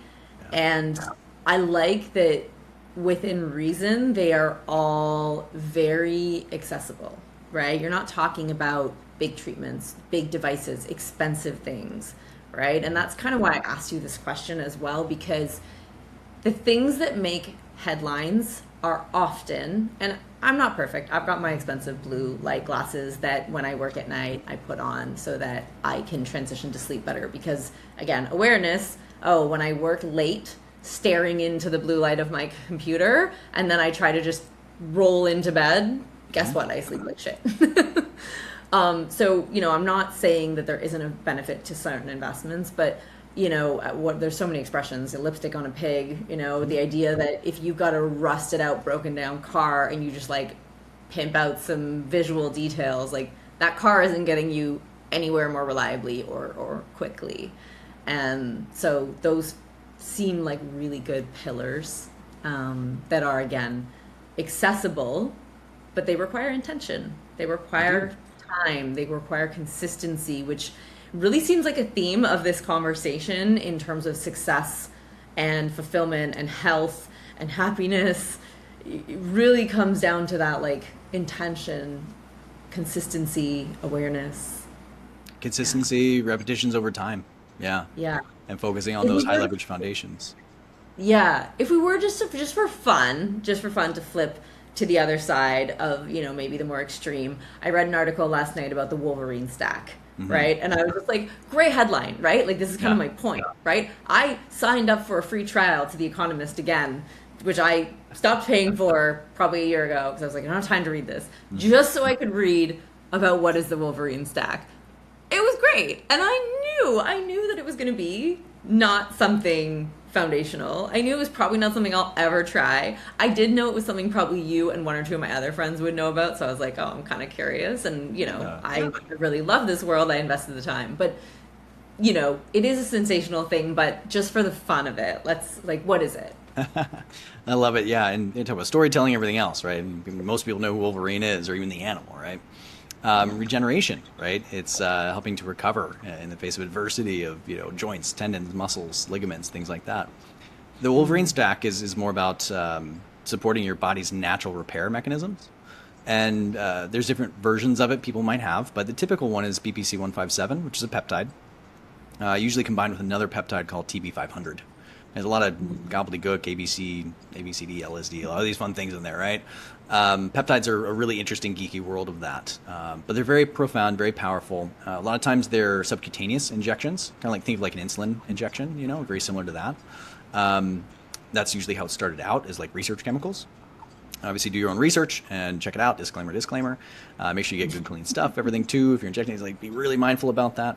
But at the same time, development of technology is incredible because they're actually getting oral stabilized peptides. So one of the first ones, it may have been the first, I don't know for sure, but it was the first I knew about, was BPC 157, as part of the Wolverine stack, being stabilized into an oral pill. And what was really cool is, people would inject it in different areas and it would help with that joint, or their knee or their elbow or what it might be. But then they started taking the oral version and it started helping to heal the gut. So it started healing gut health and GI issues went away. And when you do that, your body absorbs more nutrients, more minerals, right? You start getting what you need from the food you eat, so you need less supplements. So it's a really high leverage area to focus on. And they're very, very short acting. Peptides are small chains of amino acids, different configurations. They're very short acting, very powerfully acting, but the changes they lead to are long lasting. So if you use them consistently for a period of time, you can get some long lasting results.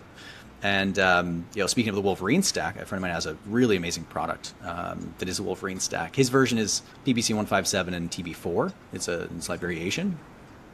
But that one, when I was traveling in Europe, I tweaked my knee when I was in Lisbon. Come down an escalator, skinny escalator, two big heavy bags. The elevators are under maintenance or whatever, and I was walking kind of sideways, and the lateral movement for my knee from past knee injuries, it just something tweaked. And I was like, ooh, that's not good. And like I got all the rest of this trip and all these other things going on, these events and masterminds of what's going on there. So I got to an amazing show. It's called the Health Optimization Summit. Shout out to my friend Tim Gray. But it's on one of the most incredible health, biohacking, longevity events in the world. And he does it multiple locations. This trip, he was doing his big one in London, where he started it. So at that show, I saw a friend of mine who has an amazing peptide company. Shout out to Kyle, Level Up Health. No affiliate code or anything else. It's just he's got great products. A lot of an amazing line of oral, stabilized peptides. And his Wolverine stack is phenomenal. So I got a bottle of Wolverine from him. And the first day I took it, my knee pain went away. Not saying this can happen for everyone, but it really helped me significantly. And that bottle got me through the rest of the trip. And I haven't had any pain since because it supported my body's natural healing mechanisms to work on that and not continue to stress it.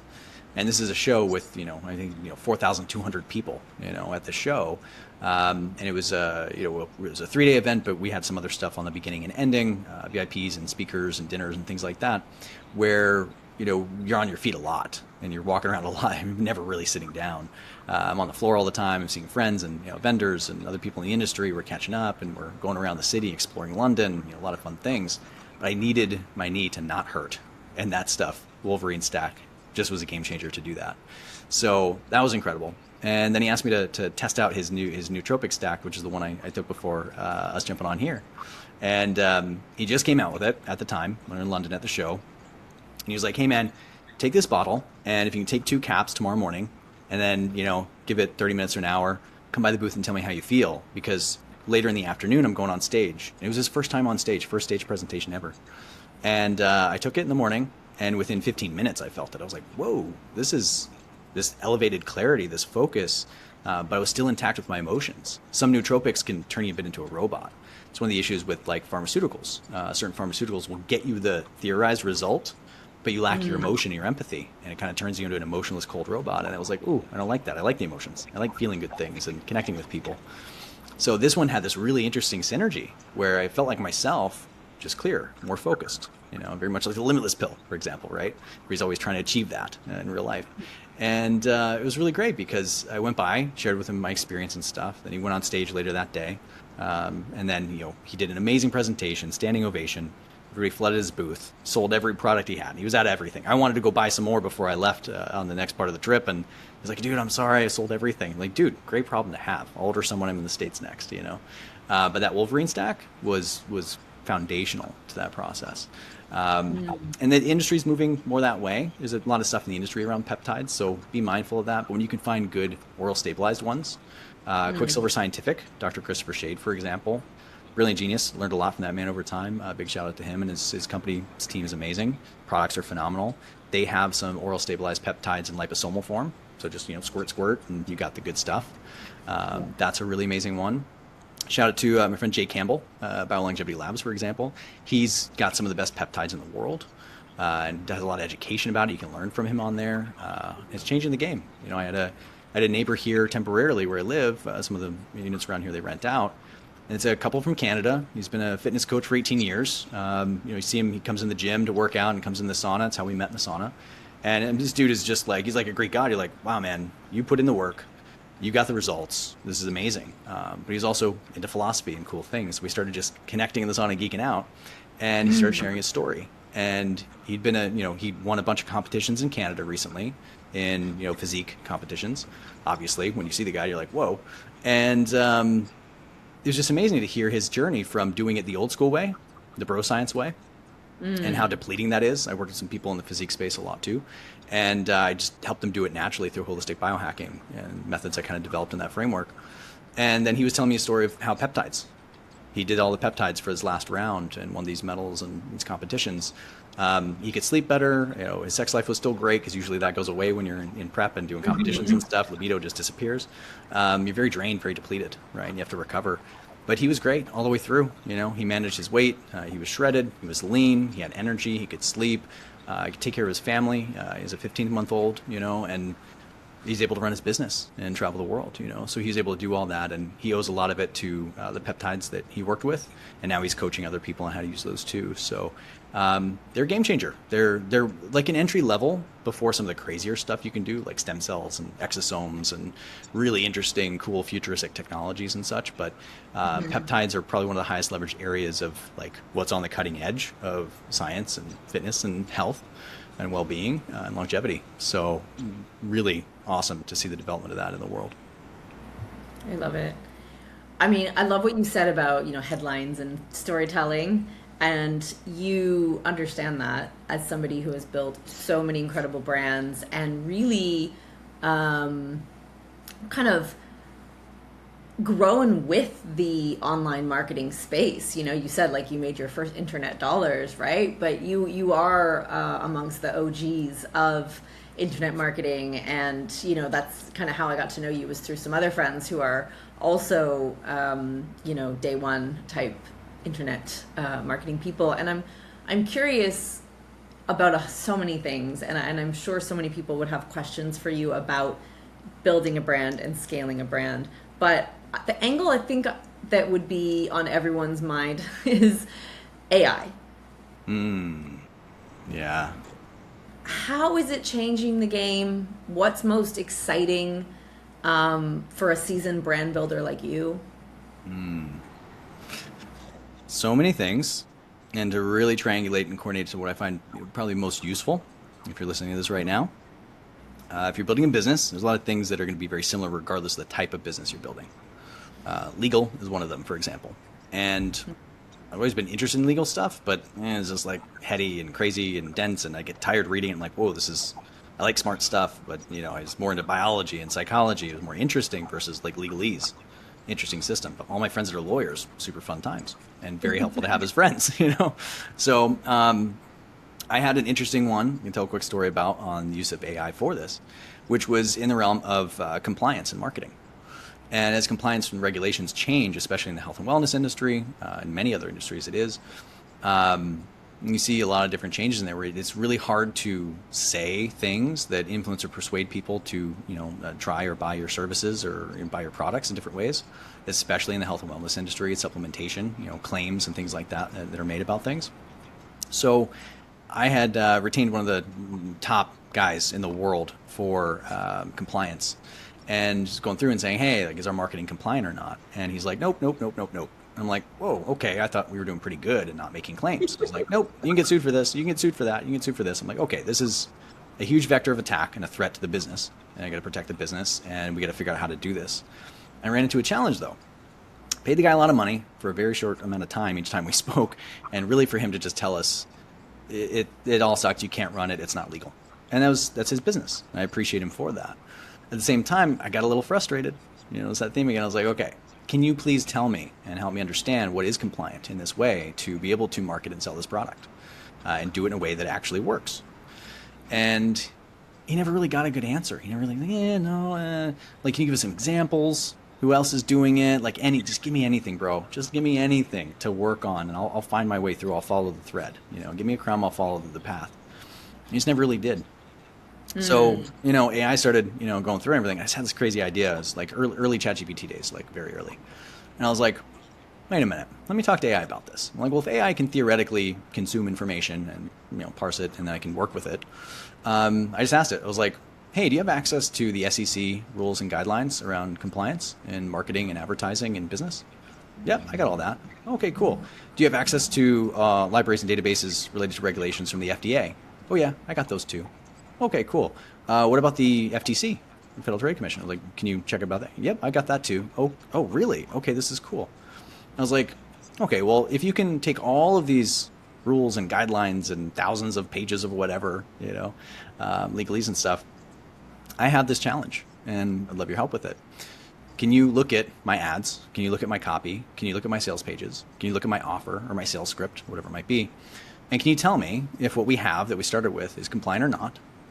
If it is, point it out and tell me why. If it's not, call it out as a red flag and give me some suggestions to choose from. And I started playing around with it. Long story short, I ran this model for a bit, played around some prompt architecture, kind of figured out my own system for it, and then I brought it to my guy, and I was just like, hey man, so take a look at this. Is this compliant? And it took him a few days to get back to me. And he gets back to me and he's like, hey, so who did you hire to do this? And I was like, doesn't really matter right now. Is it compliant or not, kind of thing. And he's like, this is the most compliant I've ever seen in this industry. He's like, I want to know who this copywriter is. I want to know who this marketer is. I could refer them a lot of business if you're open to it. I'm like, oh, so you're saying it's compliant and I can run it? This is the first yes I got from this guy. We're talking, probably 6 figures into investment in this guy. It's the first thing we could do. I'm like, wow, okay. So I went on and I ran it, and it converted incredibly well. We actually crushed our records. I was like, okay, there's something here with that. And so I started using AI as a legal assistant to go through and do compliance treatments on copywriting, advertising, and marketing. Our emails we sent, our text messages we sent, ads on Facebook, Instagram, wherever platform we were running, Google, YouTube, doesn't matter. Just go through, it knows it all. And so I started playing around with that. Now, disclaimer, I do hire OI as well, and the legal frameworks are there for a reason. So I would just build it with legal assistance, with AI, and I'd run it by my lawyer, run it by whoever I was working with on retainer. And as long as it all lined up, I'd run it, and it converted really well. So that's like a really powerful way. So contract negotiations, contract reviews, it saves me so much time. I go through, I hire a lot of people, vet a lot of teams, internal, external contractors, whatever it might be, agencies, there's a lot of agencies. And I spent, a lot of money, wasted, probably high 7 figures on failed projects, failed agencies. They, hey, work with Tony Robbins and insert name here, and this is all great.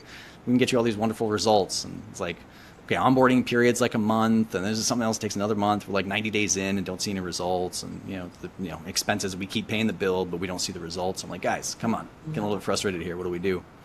And so AI's really helped me a ton in that, because you can go through and do that. Another example I'll give is for podcasters. This is a good one for you too, Alex. Is as an advertiser using podcasts as an advertising platform, as a channel. I would go through and look at podcast advertising like in other forms. You never really know if it's going to work or not, right? You can do a lot of things to ensure success as much as you can, but you can't guarantee it. But to increase the probability of success, one thing you started playing around with is doing like make good offers with podcast advertising. So we're like, hey, we're happy to spend the money, invest it with you to run our ads. And we know we got to do our end of the deal, make good advertising, sell a good product, take care of our customers, obviously. But, could we work this in a way that we're, for whatever reason, it doesn't quite break even by this time or in this way after this run? Could we do some other things? Could we try something else? Maybe mentions on social media? Could we do, another email blast or two if it makes sense, respectful of your list? And long story short, sort of put together like a make good negotiation for our contracts with podcast advertisers. And so now when we do a podcast advertisement, we've lowered our risk threshold. We've like lowered our downside and we've increased our upside. And so far, everybody's been happy to do it, because they want you to be successful and they want to be successful too. And they also want you to keep coming back to run your ads on their show. And so that was really, really cool. And people are like, whoa, we've never seen this before. I'm like, you guys open to it? And, what's the legal say about it? Whatever else. They come back, they're like, yeah, no, we can run this. This sounds cool. Let's try it out. And it's kind of like no risk, a lot of reward. So, and our goal is just to get to break even. Maybe if we just break even, everybody still wins, right? But in each case, it's been profitable since. So that's another way. They can go on, but I'll pause there because those are two really, really powerful ways it's helped. Yeah.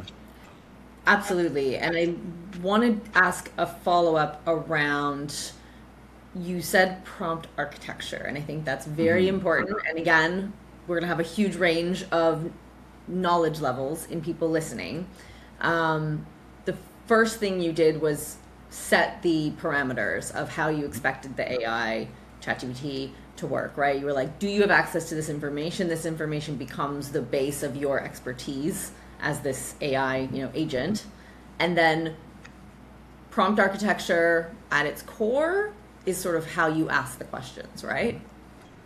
Can you elaborate a little bit on setting the context. Yeah. Setting the context is very key. Context and then questions. Yeah, so the cool thing with AI these days, and a lot of the main models, doesn't really matter which one, they each perform different ways, and they're always trying to beat each other, so play with them all, I say. Just try them out and see which one works. And they'll take pole position from each other over time, right? and it moves really fast. So in the prompt architecture, that's universal amongst any model you work with. Asking the right questions, right? The quality of the answer you get is based on the quality of the question you ask. And a question, properly framed is a problem mostly solved, right? I don't know who said that, but credit to them there because it's a great one. And it's very true, and we see it now with AI. And so the prompt architecture is incredible because if you don't know, ask. A lot of people don't realize that. There's certain ways, and people are like, oh, we hack it like this and do that, whatever. You can try the workarounds and stuff, but just ask it. I will put together my best first shot prompt and see the result I get. And I'll always ask it too, like, hey, if you were to make this the best prompt ever to get this result and this end goal, like, how would you write it? Just ask it, like, how do you want to be talked to? Like, what's your language? I don't speak AI, but, I can use words and natural language processing to work with you. And it's really cool when you ask it to reformulate your own prompt, act as the world's greatest prompt architect for AI models, and how you operate. And just like, okay, cool, here's how I would do it. And then boom, it spits out this crazy thing. Like, I never would have guessed to structure the sentences like that or put these words here or these slashes or those dashes or M dashes or whatever. And it was really interesting to see how it thinks. But it tells you, it's all there. And so asking great questions, you can ask it, how do I ask a better question to help me get my result here? It'll actually help you reformulate your questions. So knowing where you want to go, the result you want to get, the output, whatever it might be, and knowing how to get there, it can help you. So chat with it, just have fun, play around with it, and you'll learn. You'll pick up things again as you go, and you grow with it. And the architecture is really important to understand the context. This is a really great one. If you're listening in and you have experience in your industry, in what you've been doing, what you've been building, or you want to start a new business and launch something off or whatever, you don't know where to start with things, AI is incredibly helpful. One thing I've noticed is, growing up with amazing mentors and studying the greats over time in copywriting and psychology and direct response and, even scientists and, evolutionary biologists and evolutionary psychologists and whatever it might be, I know a lot of names and I know a lot of books and I know a lot of stuff and research and resources and whatever. I can dump it all into AI.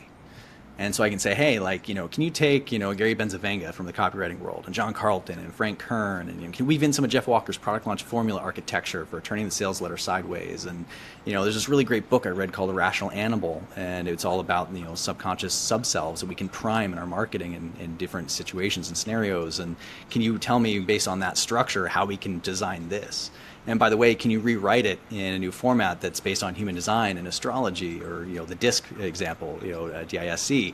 If you literally write a sales page or a landing page or any type of marketing in DISC, you actually increase your conversion because it's also how people read and it's also how people interact with online content in that way. So when you restructure things like that, you can increase conversion and get better results, and you can use AI to do it. You don't have to think about it as much, but you do need to put your own OI thought into it. And that was a huge game changer. So, garbage in, garbage out, gold in, gold out. So if you work on mining the gold of asking better questions, providing better context, you can take your experience, your knowledge, your history, you can take things that you remember. Some people remember a lot of factoids and trivia and everything like that. You can put that in there and draw on those things and expand upon it greatly. And so what I'll do is I'll just put all these people, all these greats, all these, resources in. It'll draw from that, and then I just work to shape it to get something that I feel or deem based on my OI is usable. Is it compliant? Is it persuasive? Is it influential? Is it friendly? Is it professional? Whatever tone it might be, acting as if. The alter ego effect is great for AI. Like, hey, act as if this, whatever. You can have conversations with the greats. You can have a round table of mentors. Hey, I want you to be my advisory board. Can you be like Elon Musk, and can you be like Leonardo da Vinci, and can you be like Nikola Tesla, and like insert any name here, how they think and what they do and what they're known for. Can you give me advice based on these perspectives and frameworks? And from that, it's incredible because you can just chat with it and it'll help you in personal growth. It'll help you learn new skills. You can produce more things at a higher scale in less time. You can test more things. That's a brilliant thing. The scale of testing, reps beat luck, right? So with AI, we get a whole lot more reps in a whole lot less time. And when you compound that, you're closing the gap, you're collapsing time in that way to succeed more. And if you need to fail more to succeed, you can do that too at a very low cost, very accessible for a lot of people in any type of business from start to, this level to that level to billionaires using it too, right? It's a really cool game-changing technology. It's going to transform our lives. Already is. And there's a whole lot of interesting things where it's going in the future too. But for right now, play with it, have fun with it, and see how you can put it to ideally good use. Yeah.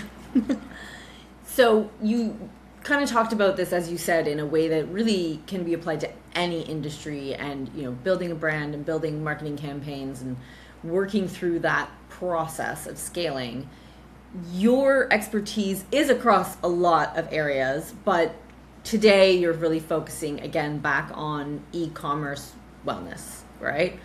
And well, yeah, with peptides and things. So you've gone from digital products to CPG products. You've got, those to a significant quantum on repeat. So with regards to that industry, what do you think is most critical for success? In the health, like in the supplements industry, for example? Yeah, let's say, e-commerce supplements business. Cool. Yeah, it's good. It does help to narrow the focus to Dial it go in. deeper Yeah, in it's okay. nuance and It's distinction. like AI. I need to do better. All good. We're all growing at the same time. So, um, yeah, when it comes to supplements, again, the nuance and distinction, I've got this really interesting knack for the integrity of molecular structures and the quality of things. There's the bajillion supplements on the market. Not all are good. Not all are healthy. A lot of them are contaminated and toxic. A lot of really cheap stuff out of China. The whole TikTok shop craze and everything too. Can be a great marketing channel, but a lot of people just get cheap stuff from China and slap a pretty label on it and put it out to reduce their costs and increase their profitability. And when you're putting something out in the world that people put in their bodies, for me, that's kind of an important thing to respect and to be aware of and to learn about and to put out good stuff. So, like, if you're making a supplement, please make the best one you can.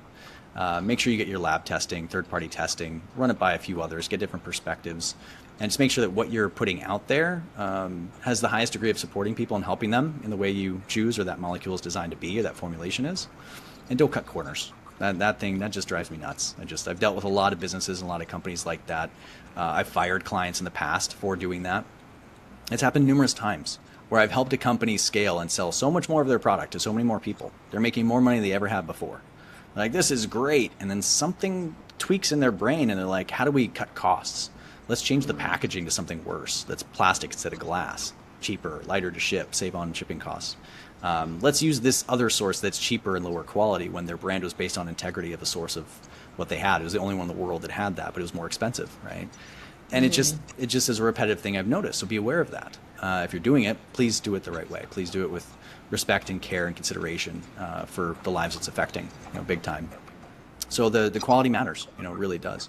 And if you put something out there, if you make an amazing product, you make a really great product that truly helps people in a very specific way, relieve a pain or help with some optimization in some way, that alone is a great foundation to build upon. It's a really solid foundation to build upon. That's why I chose to work with, for example, my business partner in Upgraded Formulas. His products are literally elemental foundations. And with the technology, be able to absorb it and utilize it. It's just, wow. And I see the testimonials, I see the case studies, and a lot of my friends take it, and a lot of celebrities and influencers. We have an amazing, realm of affiliates and partners and influencers they don't just promote it in business. They take it too. Like, they use it to transform their sleep. They use it to transform their workouts and their energy or weight loss or whatever it might be. So the quality matters big time. Make sure it's not toxic. So if you're doing that, that's a great foundation. Then from there, you got to figure out who your audience is. Like, who are you serving, right?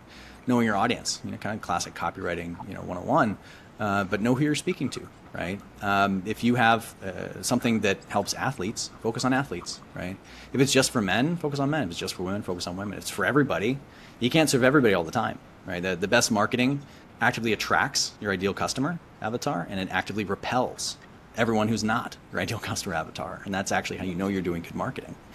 And your vibe attracts your tribe in that way, right? So your marketing will attract those people because you can get a lot of customers in some interesting ways, but are they good customers?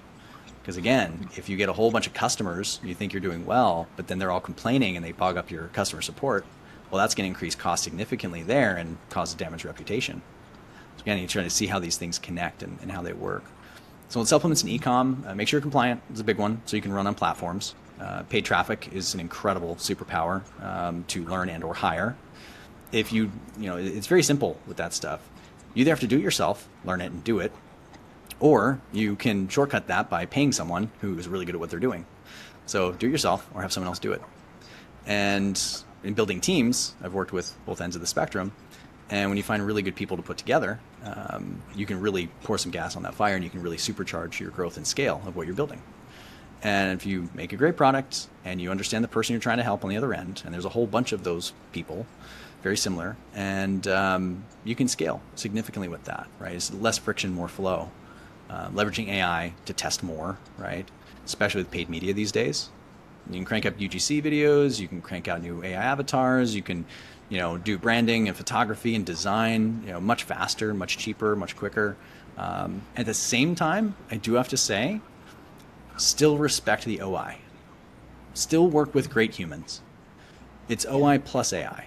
And a lot of people try to completely replace everything, but it's still not quite there yet. Maybe we'll get there, probably, but we're not there yet. So what I do is I like to upskill my team and others in leveraging really great humans that are talented at what they do with AI systems. And when you find people that are open to that, you turn one people into 10 or 100. And that can allow you to save on a lot of costs, but still put out really great quality. And we're still human at the end of the day. So the levers and psychological triggers and everything are all still there. So if you can tap into that in a compliant fashion with a great product that helps people, that creates a feedback loop of testimonials and reviews and everything else. And you get the word of mouth effect. You add on affiliates, partners and things. There's a lot of ways to do it, but just get that feedback loop in place, do good with it. And it really is creating that value that, money is a byproduct of that in the whole success loop. I see a lot of dollar bills as thank you notes. And if you, help someone change their life, you're going to get a lot of thank you notes from a lot of people. I like that. Okay. So, biggest question, we're going to just come all the way back out, I think, as we wrap up. If you reflect on your journey, and you are in so many communities, you work with so many leaders, so many founders, so many high achievers and high performers who really encapsulate that extraordinary, right? And what you said as well, the epic lifestyle. What do you think is the place where most people go wrong and hit the biggest roadblock to achieving those extraordinary lifestyle, epic lifestyle objectives? There was an amazing post that a very close friend of mine, who's now a wonderful friend of yours, shout out to Seth Spears. He sent me a post the other day on Instagram that really encapsulated this. And, I have to dig it up and maybe you can share it in the show notes later or something like that. But it's a really cool carousel post where whoever put it together has clearly been through it and done this and made the mistakes and learned from them and sees the pattern at a higher level, like you're asking here, which is, digital nomad lifestyle, for example. You see it all the time. It doesn't matter what country it is in the world. People want to travel, live that lifestyle and everything too. But again, it comes with a cost. It comes with trade-offs. A lot of people are seeking community, but if they're traveling all the time, it's really hard to strengthen bonds with one. So we used to travel all over. We were a roving species, hunter-gatherer tribes, hunters and gatherers, right? And then we started settling down, and then we started growing things, and we got to stay in place because the corn's not going to walk away, the wheat's not going to walk away. You got to stay there and defend it and take care of it. A lot of really interesting history to how our society's evolved from there, for better and worse. It's really interesting, rich history. And as we become more connected yet disconnected, right? Social media is supposed to connect more of us, and it did for a bit, and it does still in some ways. Give credit where credit's due, but it's also really disconnected us at a human level. And people will keep trying to find themselves. But everywhere you go, there you are. And what are you seeking? We're a social species. Some people are cool and they just want to travel the world and fly in private jets and have fun parties and do great things and go to some cave here and hike some mountain there or jump out of some plane here, whatever. That's great. Do it. But at the same time, don't make the mistake of, the map and the territory. The map is not the territory. So where do people go wrong a lot? And that is they're building things, getting too excited too quickly, thinking that they've reached the pinnacle of success when they're just getting started. Being humble in how you approach things and being aware of the toll that things take, right? So in a traveling world, going abroad, there's a lot that goes with that. Jet lag is a real thing. You can hack it, but you still need sleep and you still need good food, and the environment shapes the organism. So if you as the organism continually changes their environment, to a degree it's helpful, and then there's a dose of diminishing response where all of a sudden it can flip and it can turn on you in some ways. And so if you travel too much, take a break. Spend a little bit more time in one place if you like to. If you don't travel enough, get out and go have fun and try it out and learn. It's a beautiful, big, beautiful, amazing world. Going to different cultures and learning from different people, and seeing how different people live and how they solve problems or how they create problems they haven't solved yet, right? Certain countries, it's very interesting. Find what you resonate with, right? But some of the biggest mistakes you can make in that way is just thinking you know it all, thinking you're the smartest person in the room, thinking your idea is the best idea ever. You don't know that, right? Reminds me of a fun story, Mastermind with Tim Ferriss. And he was telling us, sort of like the 4-hour work week story of how he figured that out. And he had ideas for the name of the book. But then he was like, let me test this. Let me run an experiment and see and get a feedback response. So long story short, he did some arbitrage, ran some Google ads to test different titles and subtitles of the book that eventually became the 4-hour work week. And all of his ideas were the worst performing ones. He was looking at click-through rate as a metric of success. Nobody cared about his best ideas. And he had the wisdom to understand that, like, okay, wait a minute, everybody's clicking on this 4-hour work week one. He's like, I'm going to name my book that. Well, and the rest is history. Shout out to Tim. So, like, test, don't guess. We actually have that. It's a registered thing with one of our hair tests. It's like test, don't guess. Have the understanding to know that and be willing to take the risk. At the same time, listen to others. Stay grounded in the process. There's a really interesting study this brings up from a long time ago that they studied very successful people and psychology of them in different ways, and sort of like which ones went dark side and which ones didn't, so to speak. And they're like, which ones go Jedi, which ones go Sith, especially at different levels of scale in wealth and finances and success in those ways. And what they found was having people in your life, community, tribe, it could be family, it could be friends, whatever, who support your crazy dreams and your wild out there ideas, whatever it might be, and also give you honest feedback and keep you grounded. So head in the clouds, feet on the ground. And they call you on your stuff, and they also support your big dreams, and they also know to tell you when to take a break or tell you when to pivot or change focus. And you don't have to listen to them all the time. That was a consistent one. And I've noticed the same pattern after I read that study. I thought about a lot of my friends over the years and different people that I was around and seeing different journeys from zero to hero, from rags to riches. And it was a really interesting pattern that stuck out, where the ones that tried to do it all on their own to prove something to the world or to their father or to their mother or whatever it might be stemmed from, right? They're the ones that they pushed through and they succeeded to one degree of level. And then with that success, they didn't know how to handle it. And it tweaks the brain chemistry, and they went off the rails, and they'd start partying or doing substances, or things just went dark side really quickly, and it changed their personalities. And then the ones who didn't, who were able to scale successfully in their business and in their relationships, their friends, their family, their lovers, whatever it might be, their kids if they have them, they're the ones that stayed grounded in the process and listened in those ways, and still took risks, but understood there's more to it than just being number one. There's more to it than making $1 billion or 10 or whatever they might be. Good drivers, but staying grounded in that. And we still need people. Like, we really need humans. Like, we need the OI. As much as the AI is going to change the world in a lot of ways, we need the people. So stay human, stay humble, stay driven, stay hungry, feed yourself well, go big, go far, huck it, But it goes back to the live today as if there's no tomorrow piece, I had in the back of my iPod. Yeah. That changed a lot for me as I went through my journey. And I realized that live today as if there's no tomorrow is one perspective of thinking that at that time in my journey really helped me a lot to really give it my all. And then I started learning that it's really important to also think about tomorrow and think about the next day, the next week, the next month, the next year, the next generation. And then some ancient wise sayings from Native American tribes and different places, but it's like, the best time to plant a tree is, now, right? But also when you plant trees, the shade of which you won't sit under, that is thinking multi-generationally. That's thinking ahead, right? And It's a key driver I've noticed that helps at a very large scale. Why is Elon successful? Well, many different reasons, but an interesting one is he's able to lead people, brilliant people, in a big journey of making humans a multiplanetary species. I was like, okay, cool, let's go do this. Let's build rockets. Let's solve hard problems and build new things and literally blow stuff up, right? And that leads to discovering other things.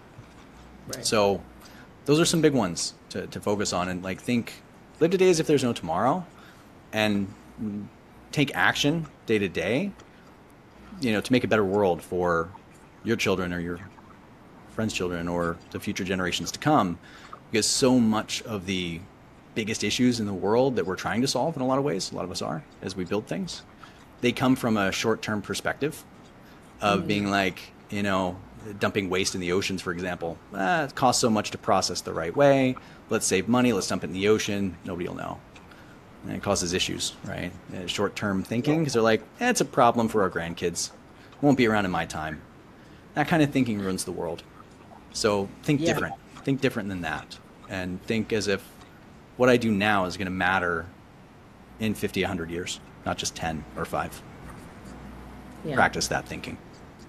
I think legacy is something that has come up so repeatedly in the episodes this season in particular, and with people like you who have built these really formidable movements, companies, organizations. So it's really interesting to hear you say that. And I know one word can't encompass it all, but that was what came to mind for me as you kind of summed us up. So as we're wrapping up, where can people find you? How can they, work with you or buy from Upgraded Formulas? We'll make sure to include it in the show notes. Well, thank you. Yeah. It's funny. After I exited my company some years ago, I kind of went underground a little bit, a bit of a mini paparazzi experience, and just kind of ducked off social media for a while. I have a lot of people ask me to return, so considering it. But for now, simplest way to contact me is just go ahead and email me. Caleb@holisticbiohacking.com. Put it out there. Got some good spam filters, so it should be good. CALEB, put it in the show notes. And for Upgraded Formulas, specifically, it's upgradedformulas.com /Caleb Jennings, my name. Get a nice discount on there. Check out the products. And, if you're curious about how minerals can change your life, check it out. We've got some cool stuff there, hair test, a lot of great products. We have some really exciting new formulations we're working on. And we're doing some cool things, and love to help people in a lot of ways with that, because it transforms your health, transforms your life, and thus you upgrade the world in the process. So that's fun. But yeah, email now. I'm on social media, but I don't post much right now. But at Caleb Jennings on Instagram, and I believe Facebook's the same as well. I do DMs. You can DM me on there too if you use that as a main channel. Use it for advertising and business and things, marketing obviously, but just drop off the world for posting for a bit until I come back when I'm ready. But those are the best ways to get in touch with me about these things. I think those are probably the best ones to leave them on. Amazing. So just before we wrap up, we have some rapid fire questions. We've covered a lot today. I love it. They can be a one-word answer, a sentence, you can pass, but we're just going to run through them and then we're done. How do you feel? I feel great. This is amazing. I love this part. Excellent. Okay, so the first question, what's one decision that changed everything for you as a leader? Trust yourself more. Listen better. Trust yourself more, listen better. Just leave it at that. What does strategy feel like when you're doing it well? To say satisfying is the core. Satisfying. To feel into when you're strategizing something and you test it and it works. That's a very satisfying feedback loop. I say satisfying. Is there a book, podcast, or person that really just cracked something open for you? So many. And that's okay. I mentioned a few in the show already, so I'll give some new. Alison Armstrong. In the domain of relationships. All sorts of relationships. That woman, her work profoundly changed my life for the better in so many ways, from regular relationships, romantic relationships, family relationships, team dynamics, leadership, her work is fundamental, foundational. And shout out to Dr. David Buss, evolutionary psychology. He's the guy that teaches all of that and influenced and inspired a lot of other people. Evolutionary Lens totally transformed my life in most pivotal ways, very high leverage ones. Got a lot more, but I'll stop there. What's something that you've said never again to in your business? Never again to in business. Oh, shitty agencies. Ooh, all right. Just that's what came to mind. Yeah, shitty agencies. Never again. Love that. And the last one, if you had a free weekend, zero obligations, how would you spend it? I kind of already live that lifestyle now. Love it. Depends on the season.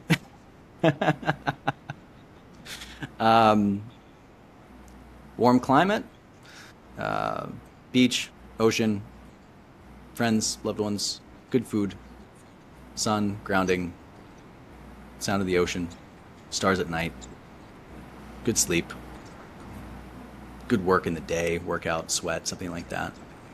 Meditation, mindfulness, reading, chess, piano, talking to a friend, listening to their version of life and living. Combination of that over a weekend, that is very satisfying to me. Beautiful. Caleb, thank you for being with us. Thank you for your generosity of time, insights, and knowledge.